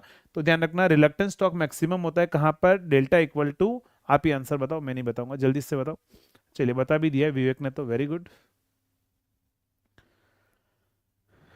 Thank you so much Mahendra. 45 degree पर, करेक्ट। तो यहां पर क्या होगा? ध्यान रखना, लोड एंगल डेल्टा अगर 45 डिग्री होगा तो रिलक्टेंस टॉर्क हमारे पास में क्या रहेगा? मैक्सिमम रहेगा ना। रिलक्टेंस टॉर्क क्या रहेगा? मैक्सिमम रहेगा। Reluctance torque directly proportional to sine 2 delta हमारे पास में होता है, प्रोपोर्शनल टू साइन 2 डेल्टा होता है। ये फॉर्मूला अपन सिंक्रोनस में मैं आपको लिखाऊंगा, इसका पूरा फॉर्मूला क्या होता है। बाकी पूछेगा आपको, यही चीज आपको एग्जाम के अंदर यहां से पूछी जाएगी। क्लियर है? Best book for the machine, best book for the machine, यही नोट्स है यार। ये इससे और बेस्ट क्या होगा? आप क्यों और अपना से बाल सफेद करना चाहते हो बुक पढ़ के? बेटा ज़्यादा जरूरत नहीं है, ये कंटेंट पढ़ लो, सिलेक्शन हो जाएगा आराम से। नहीं तो बाल पहले ही सफ़ेद हो गए अगर, तो मान लो, या फिर मेरी तरह ऐसे क्यारियाँ पढ़ने लग गई, तो बता शादी वादी भी करनी है अभी, है ना। तो इसीलिए ज़्यादा बुक पर ध्यान मत दो, बस आप क्या करो, इसको पढ़ लो, मोर देन इनफ है, आपका सिलेक्शन हो जाएगा। और सिलेक्शन होते से आपके रिश्ते आना शुरू हो जाएंगे ना। ठीक है, चलिए।